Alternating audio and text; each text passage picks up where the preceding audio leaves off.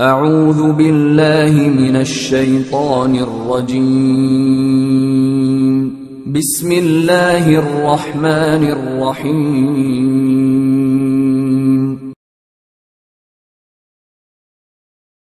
السلام عليكم ورحمة الله وبركاته.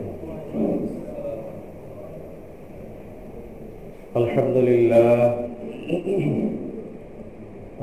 لله نحمده ونستعينه ونستغفره ونؤمن به ونتوكل عليه ونعوذ بالله من شرور أنفسنا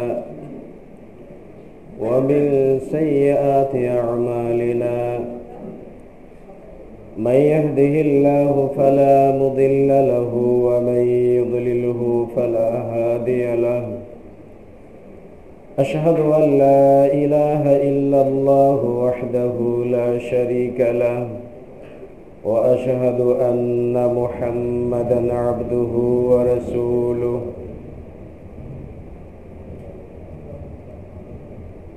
أما بعد فإن خير الحديث كتاب الله وخير الهدي هدي محمد صلى الله عليه وسلم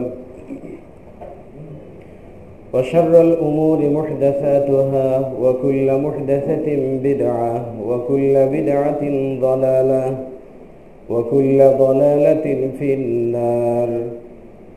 أعوذ بالله من الشيطان الرجيم. وما كان المؤمنون لينفروا كافة فلولا نفر من كل فرقة. عن أبي هريرة رضي الله تعالى عنه قال قال النبي صلى الله عليه وسلم إذا مات الإنسان انقطع عنه عمله إلا من ثلاثة إلا من صدقة جارية أو علم ينتفع به أو ولد صالح. رواه مسلم. আজকের এই আলোচনা সভায় উপস্থিত রয়েছেন সম্মানিত দিনী ভাইরা। যাবতীয় প্রশংসা, যাবতীয় তারিফ, যাবতীয় গুণগান আল্লাহ রাব্বুল আলামিনের জন্য, যিনি আমাদের প্রতি বিশেষ রহমত করেছেন এবং বিশেষ রহমতের মাধ্যমেই শেষ নবী মুহাম্মদ রাসূলুল্লাহ সাল্লাল্লাহু আলাইহি ওয়াসাল্লামের উম্মত হিসেবে কবুল করেছেন। এজন্য সকলেই করি আলহামদুলিল্লাহ। অতঃপর প্রিয় রাসূল মুহাম্মদ রাসূলুল্লাহ সাল্লাল্লাহু আলাইহি ওয়াসাল্লামের উপর বর্ষিত হোক দরুদ ও সালাম। সম্মানিত উপস্থিতি, আপনারা অবগত আছেন যে আজকে আমার আলোচনার বিষয় হলো দ্বীনি ইলম শিক্ষার গুরুত্ব। শিক্ষা এটা চিরন্তন সত্য, কারণ আমরা যতদূর পর্যন্ত জানি যে শিক্ষা জাতির মেরুদণ্ড। এই জন্য শিক্ষা ছাড়া কোনো জাতি সফলতায় যেতে পেরেছে আমার জানা নেই।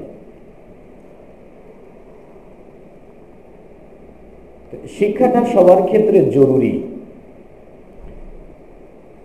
আমাদের দেশীয় শিক্ষাকে যদি ভাগ করা যায় তাহলে 3 ভাগে ভাগ করা যেতে পারে।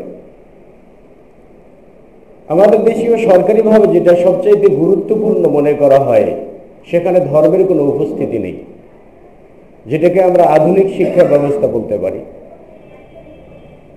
আরেকটি শিক্ষা ব্যবস্থা আছে মাদ্রাসা কেন্দ্রিক।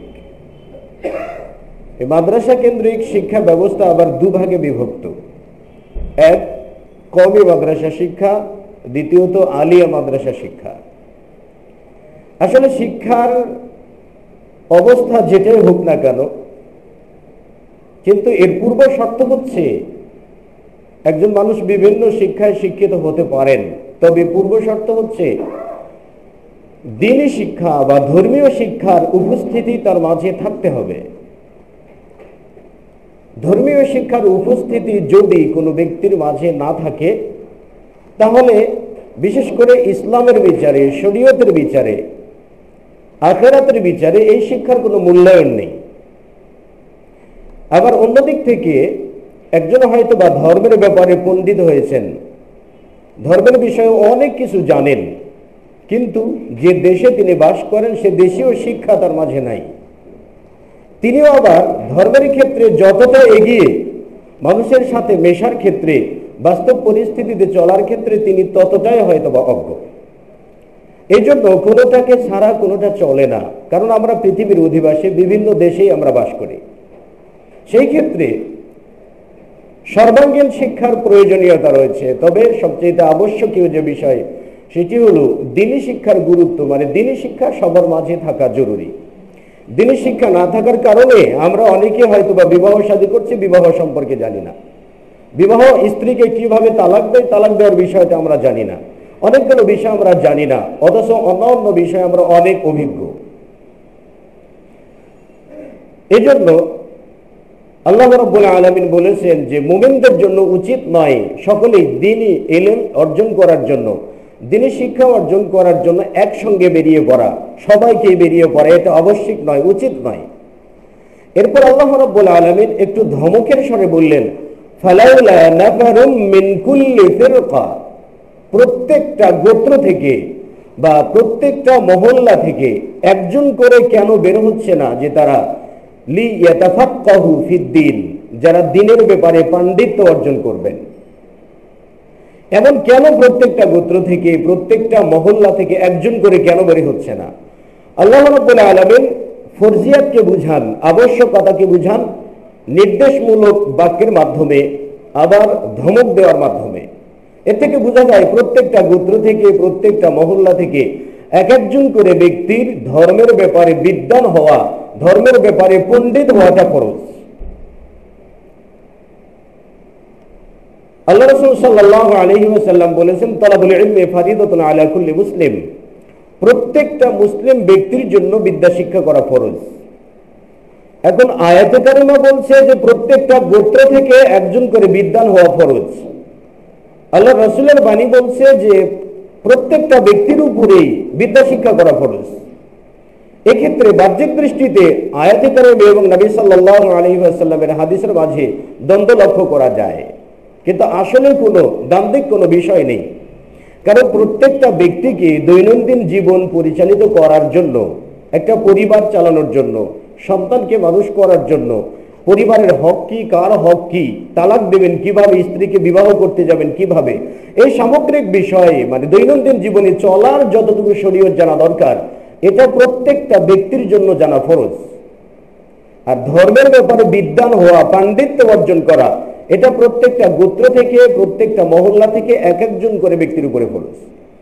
কিন্তু কোনো মহল্লা থেকে যদি কোনো মহল্লা থেকে একজন ব্যক্তিও যদি ধর্মের ব্যাপারে পাণ্ডিত্য অর্জন না করতে পারেন, তাহলে ওই মহল্লাবাসীকে জিজ্ঞাসা করা হবে কিয়ামতের দিন, পুরা মহল্লাবাসীকে ধরা হবে কিয়ামতের দিন। আর যদি একজন বিদ্বান বেরিয়ে আসে তাহলে হয়তো বা সবাই আমরা মাপ পেয়ে যেতে পারি। তো আল্লাহ রাসূল সাল্লাল্লাহু আলাইহি ওয়াসাল্লাম তাই বলেছেন যে ইযা মাতাল ইনসানু ইনকাতা আনহু আমালুহু ইল্লা মিন থালাসাতিন, ইল্লা মিন সাদাকাতিন জারিয়াতিন আও ইলমিন ইউনতাফাউ বিহি আও ওয়ালাদিন সালিহিন ইয়াদউ লাহু। আল্লাহ রাসূল বলছেন যে যখন মানুষ মারা যাবে তখন তার আমল নামাগুলো বন্ধ হয়ে যাবে, ইল্লা মিন থালাসাতিন, তবে তিনটি আমল ব্যতীত, তিনটি আমল ছাড়া সকল আমল বন্ধ হয়ে যাবে। প্রথমত ইল্লা মিন সাদাকাতিন জারিয়াতিন, সাদকায়ে জারিয়া। জারিয়া শব্দের অর্থ হচ্ছে প্রবাহমান, মাউল জারি, যে পানি প্রবাহিত হয়ে চলে। সাদাকাতুল জারিয়া এমন সাদকাকে বলা হয় যে সাদকার কারণে ব্যক্তি কিয়ামত পর্যন্ত কবরে বসে থেকে সওয়াব পাবেন, এটাকে বলা হয় সাদকায়ে জারিয়া। যেমন একটা মসজিদ নির্মাণ করে গেলেন, এই মসজিদে যতদিন পর্যন্ত সালাত চলবে ততদিন পর্যন্ত ব্যক্তি মারা গেলেও তিনি কবরে বসে থেকে সওয়াব পাবেন, এটা সাদকায়ে জারিয়া। কেউ হয়তোবা দ্বীনি শিক্ষার একটা প্রতিষ্ঠান করে গেলেন, কেউ হয়তোবা ইতিমদের জন্য একটা সরাইখানা করে গেলেন, এই যাবতীয় কিছু সাদকায়ে জারিয়ার অন্তর্ভুক্ত। ইল্লা মিন সাদাকাতিন জারিয়াতিন আও ইলমিন ইউনতাফাউ বিহি, অথবা এমন বিদ্যা যেই বিদ্যার দ্বারা মানুষ উপকৃত হতে পারে, এমন বিদ্যা শিক্ষা করা বা এমন বিদ্যা শিক্ষা দেওয়া, এটাও মৃত্যুর পরে একজন ব্যক্তির আমল নামায় এটা সিলসিলা জারি থেকে যাবে। এখন কথা হলো, উপকারী বিদ্যা কাকে বলে? উপকারী বিদ্যা কাকে বলে? কোন বিদ্যার দ্বারা মানুষ উপকৃত হতে পারে আর কোন বিদ্যার দ্বারা মানুষ অপকার লাভ করতে পারে? এখানে উপকৃত বিদ্যা বলতে বিজ্ঞজনেরা বলেছেন যে উপযুক্ত বিদ্যা অর্থাৎ উপকারী বিদ্যা বলতে দ্বীনি ইলমকে বোঝানো হয়েছে। এখন আমরা দ্বীনি ইলম শিক্ষাকে আমরা দুটি পর্যায়ে নিয়ে যাওয়া যেতে পারে। যেমন নবী সাল্লাল্লাহু আলাইহি ওয়াসাল্লাম বলেছেন, ইন্না আসদাকাল হাদীসি কিতাবুল্লাহ ওয়া আহসানাল হাদিয়া হাদিয়ু মুহাম্মাদিন সাল্লাল্লাহু আলাইহি ওয়াসাল্লাম, যে নিশ্চয়ই সর্ববিশুদ্ধ কথা হচ্ছে, সর্ববিশুদ্ধ বাণী হচ্ছে আল্লাহ রাব্বুল আলামিনের কথা অর্থাৎ কিতাবুল্লাহ। ওয়া আহসানাল হাদিয়া হাদিয়ু মুহাম্মাদিন সাল্লাল্লাহু আলাইহি ওয়াসাল্লাম, এবং সর্বোত্তম হিদায়াত হচ্ছে নবী সাল্লাল্লাহু আলাইহি ওয়াসাল্লামের হিদায়াত। এই বিচারে প্রথম কথা বা প্রথম পর্যায়ের কথা, সর্ববিশুদ্ধ বাণী হচ্ছে আল্লাহ রাব্বুল আলামিনের কথা। কিন্তু এখানে একটা বিষয় বাস্তবতার সাথে মিলে রাখতে হয়। আমরা যারা হয়তো বা সহিহ সুন্নাহ মেনে চলি, আমরা মনে করি যে আমরা সহিহ হাদিস মানি, জয়ীফ হাদিস মানতে চাই না। আমি তাদের ক্ষেত্রেই বলছি যারা দাবি করেন যে আমরা সহিহ হাদিস মানতে চাই, কিন্তু সহিহ হাদিস মানতে চাই, শুধু আমরা বলি হাদিস মানতে চাই, কিন্তু আমরা কোরআন মানতে চাই না। এবং আমাদের বাংলাদেশে, মানে আমার পর্যালোচনায় আমি যতদূর পর্যন্ত জানি, আমাদের বাংলাদেশে যারা কোরআন এবং সহিহ সুন্নাহ অনুযায়ী জীবন গড়তে চান, তাদের মাঝে হাফেজে কোরআনের সংখ্যা কম রয়েছে, আর যতটুকু রয়েছে তা মানসম্মত না। এবং যারা কোরআন এবং সহিহ সুন্নাহ মানতে চান, বিশেষ করে যারা আহলুল হাদিস বলেন, অথচ হাদিসের চর্চা রয়েছে কিন্তু কোরআনের চর্চা নেই। মানে এখানে হয়তো বা আপনারা আছেন, অনেকেই আছেন, আমি কাউকে ইন্ডিকেট করে কথা বলতে চাই না, অনেকেই আছেন যে বাংলা বই পুস্তক পড়ে অনেক কিছু জানেন, কিন্তু এখনো কোরআন তেলাওয়াত শিখেননি। মাসলা মাসাইলে অনেক কিছু জানেন, কিন্তু এখনো কোরআন তেলাওয়াত শিখিনি বা এখনো কোরআন সম্পর্কে জানি না। আচ্ছা, একটা জিজ্ঞাসা যদি করা হয়, কোরআনুল কারীমের ব্যাখ্যা হাদিস নাকি হাদিসের ব্যাখ্যা কোরআন? এটা সহজ উত্তর আসবে যে কোরআনুল কারীমের ব্যাখ্যা হচ্ছে হাদিস। আপনি ব্যাখ্যাটাকে আগে পড়বেন নাকি মূল বক্তব্যটা আগে পড়বেন?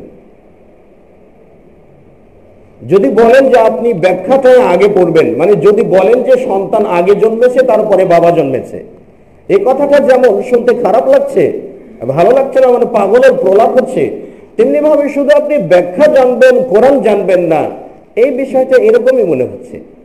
এই জন্য আগে কোরআন শিক্ষার প্রতি গুরুত্ব দিতে হবে, কারণ কোরআনুল কারীম থেকে হাদিস, আর কোরআনুল কারীমের ব্যাখ্যাই হচ্ছে হাদিস। সেই জন্য আসদাকাল হাদিসি কিতাবুল্লাহ, সর্বোত্তম কথা বা সর্বোত্তম বাণী, সর্বশ্রেষ্ঠ বাণী হচ্ছে আল্লাহ রাব্বুল আলামিনের কিতাব। কিন্তু এই কিতাবুল্লাহ শিখতে যে আমরা এখান থেকে অনেক দূরে বা অনেক পিছিয়ে রয়েছি। উসমান রাদিয়াল্লাহু তাআলা আনহু থেকে বর্ণিত, তিনি বলেন যে খায়রুকুম মান তাআল্লামাল কুরআনা ওয়া আল্লামাহু, তোমাদের মধ্যে সর্বশ্রেষ্ঠ সেই ব্যক্তি যে নিজে কোরআন শিক্ষা দেয়, ওয়া আল্লামাহু, এবং শিক্ষা গ্রহণ করে। নিজে কোরআন শিক্ষা দেয় এবং শিক্ষা গ্রহণ করে থাকে, এই ব্যক্তি হচ্ছে সর্বোত্তম। এখানে আমরা অনেকেই হয়তো কোরআন সুন্নাহ মানতে যে আমরা অনেকেই বলে থাকি যে আসলে অর্থ ছাড়া কোরআন পড়া জায়েজ নেই বা অর্থ ছাড়া কোরআন পড়া ঠিক নয়। অনেকেই আমাদের দেশে অনেক আলেমগণ বলে থাকেন যে অর্থ না বুঝলে কোরআন পড়ার কোনো মূল্যায়ন নেই। কিন্তু কোরআনুল কারীম এমন একটা গ্রন্থ বা এমন একটা শ্রেষ্ঠ গ্রন্থ বা এমন অতুলনীয় গ্রন্থ, যেটা আল্লাহ রাসূল সাল্লাল্লাহু আলাইহি ওয়াসাল্লাম বলছেন, আব্দুল্লাহ ইবনে মাসউদ থেকে বর্ণিত, তিনি বলেন যে ব্যক্তি কোরআনুল কারীমের একটা অক্ষর পড়বে, কোরআনুল কারীমের একটি অক্ষর পড়বে, তার আমল নামায় একটি নেকি লেখা হবে, যে নেকিটা 10টি নেকির সমান। মানে আপনি যদি একটা প্রতিযোগিতা দেওয়া হলো, ধরেন তেলাওয়াতের প্রতিযোগিতা দেওয়া হলো, তো তেলাওয়াতের প্রতিযোগিতা দেওয়ার পরে এখন পুরস্কার ঘোষণা করা হলো যে তেলাওয়াতে বিজয়ী লাভ অর্জন করবে তাকে একটি সোনার বার দেওয়া হবে, আর একটি সোনার বার 10টি সোনার বারের সমতুল্য ওজনের। তো বিষয়টা এরকম, একটি নেকি দেওয়া হবে যে নেকি 10টি নেকির সমান। এমন নেকি তাকে দেওয়া হবে। আল্লাহ রাসূল বললেন যে লা আকুলু আলিফ লাম মিম হারফুন, আমি এ কথা বলছি না যে আলিফ লাম মিম তিনটা মিলে একটা অক্ষর, বরং আমি বলতে চাই আলিফ একটা অক্ষর, লাম একটা অক্ষর, মিম একটা অক্ষর। তাহলে কেউ যদি কোরআন শিক্ষা করতে এসে আলিফ লাম মিম পড়েন তাহলে 3টি নেকি পাবেন, যেই 3টি নেকি 30টি নেকির সমান। সুবহানাল্লাহ। তাহলে এই হাদিসে কিন্তু আল্লাহ রাসূল বলেন নাই যে অর্থ সহ জানতে হবে, অর্থ সহ বুঝতে হবে, অর্থ সহ অধ্যয়ন করতে হবে, এমন শর্ত আরোপ আল্লাহ রাসূল করেননি। যে ক্ষেত্রে আল্লাহ রাসূল এমন শর্ত আরোপ করেননি সেই ক্ষেত্রে আমি শর্ত আরোপ করার কে? আমি শর্ত আরোপ করার কে? কোরআন তেলাওয়াত শিখবো, এরপরে অর্থ বুঝবো, জানবো, গবেষণা করব, ব্যাখ্যা বিশ্লেষণ জানবো, সেটা অন্য বিষয়। কোরআন নিয়ে যত গবেষণা চলবে এটার জন্য আল্লাহ রাব্বুল আলামিন বেনিফিট দিবেন, এটার জন্য আল্লাহ রাব্বুল আলামিন জাযায়ে খায়র দিবেন। আরেকটা হাদিসে আসছে আল্লাহ রাসূল সাল্লাল্লাহু আলাইহি ওয়াসাল্লাম বলছেন, আন উকবা বিন আমির রাদিয়াল্লাহু তাআলা আনহু ক্বালা খরাজান নবী সাল্লাল্লাহু আলাইহি ওয়াসাল্লাম ওয়া নাহনু ফি সুফফাতি। আল্লাহ রাসূল বের হলেন, একবার মসজিদ থেকে বের হলেন, আমরা সুফফাতে আছি, মানে মসজিদের বারান্দা, মসজিদের পার্শ্ববর্তী জায়গাতে আমরা আছি। তা আল্লাহ রাসূল বেরিয়ে পড়লেন, খরাজান নবী সাল্লাল্লাহু আলাইহি ওয়াসাল্লাম ওয়া নাহনু ফি সুফফাতি, আমরা সুফফাতে রয়েছি। আর আল্লাহ রাসূল আমাদেরকে বললেন যে আইয়ুহিব্বু আহাদুকুম আইয়াগদুয়া ইলা বুতহানা বিল আকিক, আরে তোমাদের কেউ কি চায়, তোমাদের কেউ কি ভালোবাসে যে বুতহান নামক জায়গায় অথবা আকিক নামক জায়গাতে যাবে, আর ফায়াতি বিনাকাতাইনি কাওমাওয়াইনি, বুতহান বা আকিক নামক জায়গাতে গেলেই 2টি লাল বর্ণের উন্নত মানের উট পাবে বিনা পয়সায়। ফিগাই ইসমিন ওয়ালা কাতই রিহমিন, মানে কোনো রক্তপাত ছাড়া, কোনো ফাসাদ ছাড়া, কোনো পাপের কাজ ছাড়াই এমনি বিনা পয়সায় পুরস্কার দেওয়া হবে। এমন বিনা পয়সায় 2টি উট পেতে কি তোমরা কেউ আগ্রহী? সাহাবায়ে কেরামগণ বললেন, কুল্লুনা নুহিব্বু ইয়া রাসূলুল্লাহ, আমরা তো ভালোবাসি এটা। বিনা পয়সায় যেখানে আমরা 2টো উট পাবো, এখানে 2টো উটের বিষয়টা আরো খোলাসা করি। সেই সময় আল্লাহ রাসূলের জামানায় লাল বর্ণের উট ছিল উন্নত মানের বাহন, এর চাইতে উন্নত মানের আর বাহন সেই সময় ছিল না। আজকের জামানায় বা আজকের সময়ে হয়তো বা লেটেস্ট যে গাড়িটা আসছে কিংবা লেটেস্ট যে বিমানটা আবিষ্কৃত হচ্ছে, যে বাহনগুলো আবিষ্কার হচ্ছে, যেমন BMW গাড়ি আছে, এরপরে আরো এর শেষ পর্যায়ের উন্নত পর্যায়ের যত গাড়িগুলো আছে, এরপরে আপনার বিমান আছে। তো আল্লাহ রাসূলের ভাষ্য অনুযায়ী, আল্লাহ রাসূলের ভাষ্যকে যদি আধুনিকভাবে বিশ্লেষণ করা হয় তাহলে ধরে নিন যে কাউকে বলা হলো যে বসুন্ধরা সিটিতে যাবে, সেখানে যে BMW গাড়ি বিনা পয়সায় পাওয়া যাবে, তো কেউ কি নেবে? আমরা নেব না? আমরা নেব, কারণ বাঙালি তো মাংনা পেলে তো আলকাতরাও খায়, এটা তো প্রবাদ বাক্যেই আছে। তো আমরা বিনা পয়সায় পেলে আমরা নেব। এখানে বসুন্ধরাতে গেলে আপনি একটা গাড়ি পাবেন বা একটা বিমান পেতে পারেন বিনা পয়সায়। তো এমন একটা অফার আল্লাহ রাসূল সাল্লাল্লাহু আলাইহি ওয়াসাল্লাম করলেন। সাহাবারা বললেন, কুল্লুনা নুহিব্বু যালিকা, আমরা সকলেই চাই, আমরা কেন নেব না, আমরা তো নিতে চাই। আল্লাহ রাসূল সাল্লাল্লাহু আলাইহি ওয়াসাল্লাম বললেন, আফালা ইয়াগদু আহাদুকুম আইয়াতি ইলাল মসজিদ, তোমাদের কেউ কি আছো যে ভালোবাসবে মসজিদে যেতে, মসজিদে যাবে, ফায়ুআল্লিমু, অতঃপর শিক্ষা গ্রহণ করবে, আও ইয়াকরাউ, অথবা পড়বে, আয়াতাইন মিন কিতাবিল্লাহ, আল্লাহর কিতাব থেকে 2টো আয়াত। এই 2টো আয়াত শিক্ষা গ্রহণ করাটা খায়রুম মিন নাকাতাইনি কাওমাওয়াইনি, 2টো উন্নত মানের উটের চাইতে উত্তম, বা 2টো BMW গাড়ির চাইতে উত্তম, কিংবা 2টো বিমানের চাইতে উত্তম। আল্লাহ রাসূল এভাবে বলে গেলেন, সালাসুন খায়রুম মিন সালাসিন, 3টির চাইতে উত্তম, 4টির চাইতে উত্তম, 5টি আয়াত শিক্ষা করা 5টি উটের চাইতে উত্তম, 6টি আয়াত শিক্ষা করা 6টি উটের চাইতে উত্তম। এখন আপনি যদি 6টি প্রাসাদ নির্মাণ করেন, এগুলোর চাইতে কোরআনুল কারীম শিক্ষা করা অতি গুণে উত্তম। এবং এই কোরআনুল কারীমের একটা বিশ্লেষণ যদি করা হয় যে কোরআনুল কারীমটা এতটা অলৌকিক, আসলে প্রত্যেকটা ওয়ার্ড বা প্রত্যেকটা শব্দ এতটা অলৌকিক যা হিসাব করা যায় না। এই আজ থেকে প্রায় কয়েক বছর আগে আমেরিকাতে এই কোরআনুল কারীম নিয়ে প্রথম পর্যালোচনা শুরু হয় যে এই যে কি একটা গ্রন্থ এসেছে, বাইবেলও পরিবর্তনযোগ্য, মানে পরিবর্তন হয়ে গেছে, আবার বেদ পরিবর্তন, মানে হিন্দু ধর্ম গ্রন্থের কথা যদি বলা হয় তাহলে সেটার তো কোনো সিরি নেই। কারণ হিন্দু ধর্মে বলা হয়ে থাকে যে সেখানে বলা আছে যে একটি উদ্ধৃতি আপনাদের সামনে দিতে চাই, সেটি হলো যে একজন দেবতা রাম তার স্ত্রীকে হারিয়ে ফেললেন। তো স্ত্রীকে হারিয়ে ফেলার পরে শ্রীকৃষ্ণের সঙ্গে তার দেখা হয়ে যাওয়ার পরে শ্রীকৃষ্ণের সাথে প্রেমে আবদ্ধ হয়। তো হিন্দুদের দেবতা ঘুরে চক্রে 7 বার নাকি এই শ্রীকৃষ্ণ অন্যের স্ত্রীকে 7 বার তিনি প্রেমের প্রস্তাব দিয়েছেন। এখন ধরে নিন একটা ধর্মের যদি ভগবানের এই অবস্থা হয়, তাহলে সেই ধর্মের সাধারণ জনগণের কি অবস্থা হতে পারে? তো এই একটা পর্যালোচনা চলে যে বাইবেল সেটাও পরিবর্তিত, তারপরে হিন্দু ধর্মগ্রন্থ সেটাও পরিবর্তিত, বৌদ্ধ ধর্মগ্রন্থ সেটাও পরিবর্তিত। দেখি কোরআন নিয়ে যাচাই করা যায় কি করা যায়। তো এই কোরআনকে কম্পিউটার প্রোগ্রামিং সিস্টেমের মাধ্যমে একটা পরীক্ষা চালানো হয়। পরীক্ষা চালানোর পরে এই কোরআনুল কারীম সম্পর্কে একটা আশ্চর্যজনক তথ্য কম্পিউটার দিয়ে দেয়। সেই তথ্যটা হচ্ছে যে কোরআনুল কারীমের যতগুলো আয়াত রয়েছে, যতগুলো বাক্য রয়েছে, যতগুলো শব্দ আছে, যতগুলো অক্ষর রয়েছে, তার বাচন ভঙ্গি এবং কবিতার যে মিল, এই সামগ্রিক বিষয়কে পর্যালোচনা করলে কোরআনুল কারীমের সমকক্ষ অন্য একটি গ্রন্থ রচনা করতে সময় লেগে যাবে 626 সেপ্টিলিয়ন বছর। 626.0024টি শূন্য বসালে যে বিশাল একটি সংখ্যা আমরা পাবো, এটাকে বলা হয় 626 সেপ্টিলিয়ন বছর। এবং এটার তথ্য দিয়েছে 626 সেপ্টিলিয়ন বছরে চেষ্টা করতে হবে 63 ট্রিলিয়ন বার। 63.0027টি শূন্য বসালে যে বিশাল একটি সংখ্যা আমরা পাবো, এতবার কোরআনকে রচনা করার জন্য চেষ্টা করতে হবে। এবং এই হিসাব সেখানেই করা আছে যে পৃথিবীর বয়স প্রায় 460 কোটি বছর, আর মানুষের আবির্ভাব বা মানুষের আগমন ঘটেছে প্রায় 2 মিলিয়ন বছর হলো। আর বর্তমান সময়ে পৃথিবীর জনসংখ্যা 750 কোটি। তো এই হিসাবে এটি উল্লেখ করা আছে যে 700 কোটি মানুষ যদি 460 কোটি বছর যাবত, মানে আয়ুকাল হবে 460 কোটি বছর, এই সময় যাবত নিরবিচ্ছিন্নভাবে যদি কোনো ব্যক্তি কোরআনুল কারীম মানে 750 কোটি মানুষ, মানে 700 কোটি মানুষ যদি নিরবিচ্ছিন্নভাবে কোরআনুল কারীমকে লেখার জন্য বা তার সমকক্ষ কোনো গ্রন্থ রচনা করতে চায়, তাহলে এই যে 460 কোটি বছর যাবত চেষ্টা করে, এ পর্যন্ত চেষ্টা করে যতটুকু পর্যন্ত লিখতে পারবেন তা হলো 0.030%, অর্থাৎ 100 কোটি ভাগের 30 ভাগ মাত্র।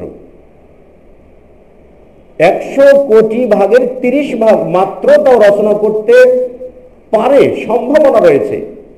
তাহলে এই কোরআনুল কারীম কি একজন সাধারণ মানুষের কথা হতে পারে? আল্লাহ রাব্বুল আলামিনের পক্ষ থেকে যেটা নাজিলকৃত গ্রন্থ, যেটা এতটা অলৌকিক, এতটা মানে বিজ্ঞানসম্মত, যে গ্রন্থটা আমরা পেয়েছি, আমরা গর্ব করি যে কোরআনুল কারীম বিজ্ঞানসম্মত। মানে অমুসলিমরা যখন হয়তো বিভিন্ন কিছু আবিষ্কার করছে, পারমাণবিক বোমা আবিষ্কার করছে, বিমান আবিষ্কার করছে, কম্পিউটার আবিষ্কার করছে, বা আরো অনেক কিছু আবিষ্কার করছে, আমরা মুসলিমরা বলে থাকি ওইটা আমাদের কোরআন থেকে ধার করে নিয়ে যে আবিষ্কার করা হয়েছে। তো আমরা এই জায়গাতে বলি কোরআন থেকে ধার করে নিয়ে যে আবিষ্কার করা হয়েছে, আমরা মুসলিমরা কি আবিষ্কার করলাম? কোরআনটা তো আমাদের উপরে নাজিল হয়েছে। তাহলে গবেষণা করে, রিসার্চ করে আমাদের জানিয়ে দেওয়া উচিত ছিল বিশ্বের দরবারে, আমরা পারি, তোমরা পারো না। তোমাদের ধর্মগ্রন্থ কিছু দিতে পারে না, আমাদের ধর্মগ্রন্থ দিতে পারে, এমনটাই বলা উচিত ছিল। কিন্তু আমরা সেই জায়গাতে যেতে পারিনি। আসলে কোরআনুল কারীম এতটা অলৌকিক। একটা হাদিস উল্লেখ করবো আপনাদের সামনে। আল্লাহ রাসূল সাল্লাল্লাহু আলাইহি ওয়াসাল্লামের বাণী, আবু সাঈদ খুদরি রাদিয়াল্লাহু তাআলা আনহু থেকে বর্ণিত।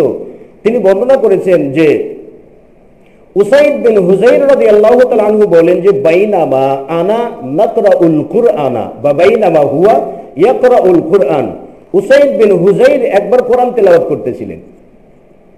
তো কোরআন তেলাওয়াত করতেছিলেন, আর তার পাশেই, তার থেকে কিছু দূরে তার উট বাঁধা ছিল।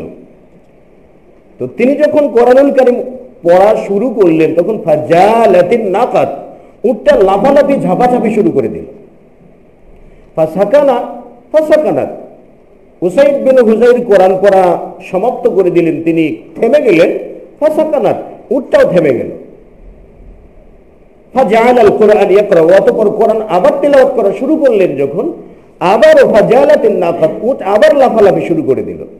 তিনি আবারও কোরআন পড়া বন্ধ করলেন, আবারও ফাসাকানাতিন নাকাত, উটটা আবার থেমে গেল। আবার কোরআন পড়া শুরু করছেন, আবার উট লাফালাফি শুরু করছে। কিন্তু উসাইদ বিন হুযাইরের ছেলে ইয়াহইয়া তিনি ছিলেন উটের কাছে। উসাইদ বিন হুজাইর মনে করলেন যে উট হয়তো বা লাফালাফি ঝাপাঝাপি করতে কোনো এক সময় আমার ছেলেকে আঘাত করে বসতে পারে, এই জন্য তিনি কোরআনুল কারীম পড়া বন্ধ করে দিলেন। বন্ধ করে দিয়ে এই তার ছেলের ছেলেকে নিয়ে আসার জন্য বেরিয়ে গেলেন। তো তিনি বাইরে যে দেখছেন, উপর দিকে তাকিয়ে দেখছেন যে একটা গাছের মতো, একটা গাছের মতো একটা ছায়া, আর ফিহা মাসাবিহ, ওই গাছের ছায়ার নিচে অনেকগুলো প্রদীপ বা অনেকগুলো বাতি জ্বলজ্বল করে জ্বলছে।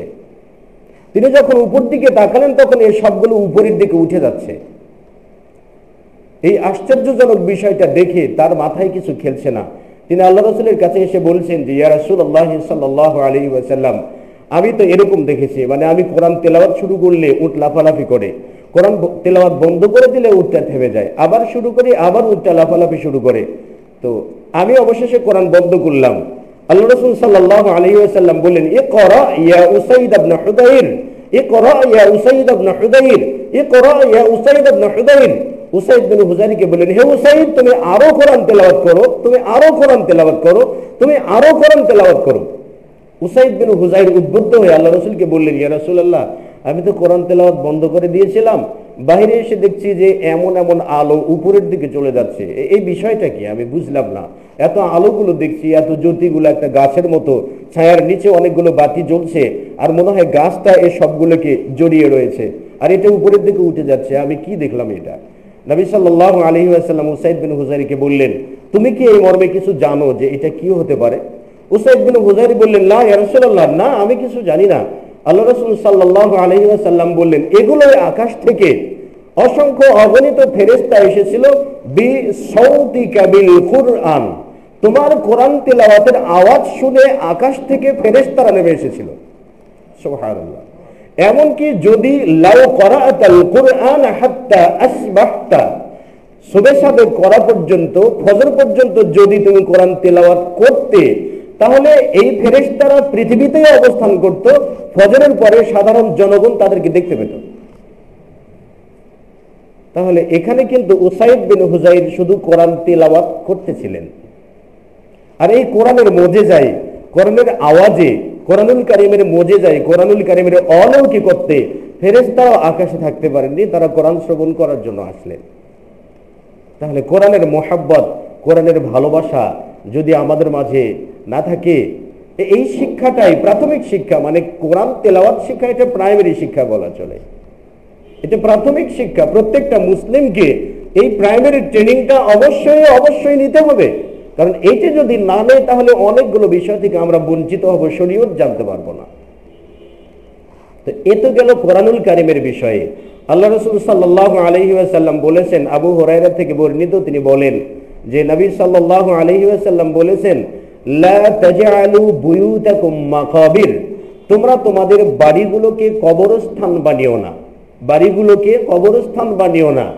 কারণ হচ্ছে যে ইন্নাল বাইতাল্লাযী ইয়াকরাউ সূরাতুল বাকারা ইয়ানফিরু শাইতান মিনাল বাইতিল্লাযী ইয়াকরাউ ফী সূরাতুল বাকারা, ওই বাড়ি থেকে শয়তান পালিয়ে যায় যে বাড়িতে কোরআনুল কারীমের সূরা বাকারা তেলাওয়াত করা হয়। তাহলে আপনার পরিবারকে যদি আপনি সুরক্ষা দিতে চান, তাহলে সকাল সন্ধ্যা সেই বাড়িতে কোরআন তেলাওয়াত হওয়া উচিত, তাই না? কিন্তু আমাদের অবস্থাটা এরকম যে বাড়িতে সকাল সন্ধ্যা কোরআন তেলাওয়াত চলবে না। ধরে নিন আমি অফিস থেকে আসলাম রাত 8টায় কি 9টায়, খাওয়া দাওয়া করে হয়তো বা ঘুমিয়ে পড়লাম, আমি ঘুম থেকে জাগবো দিনের 9টায়।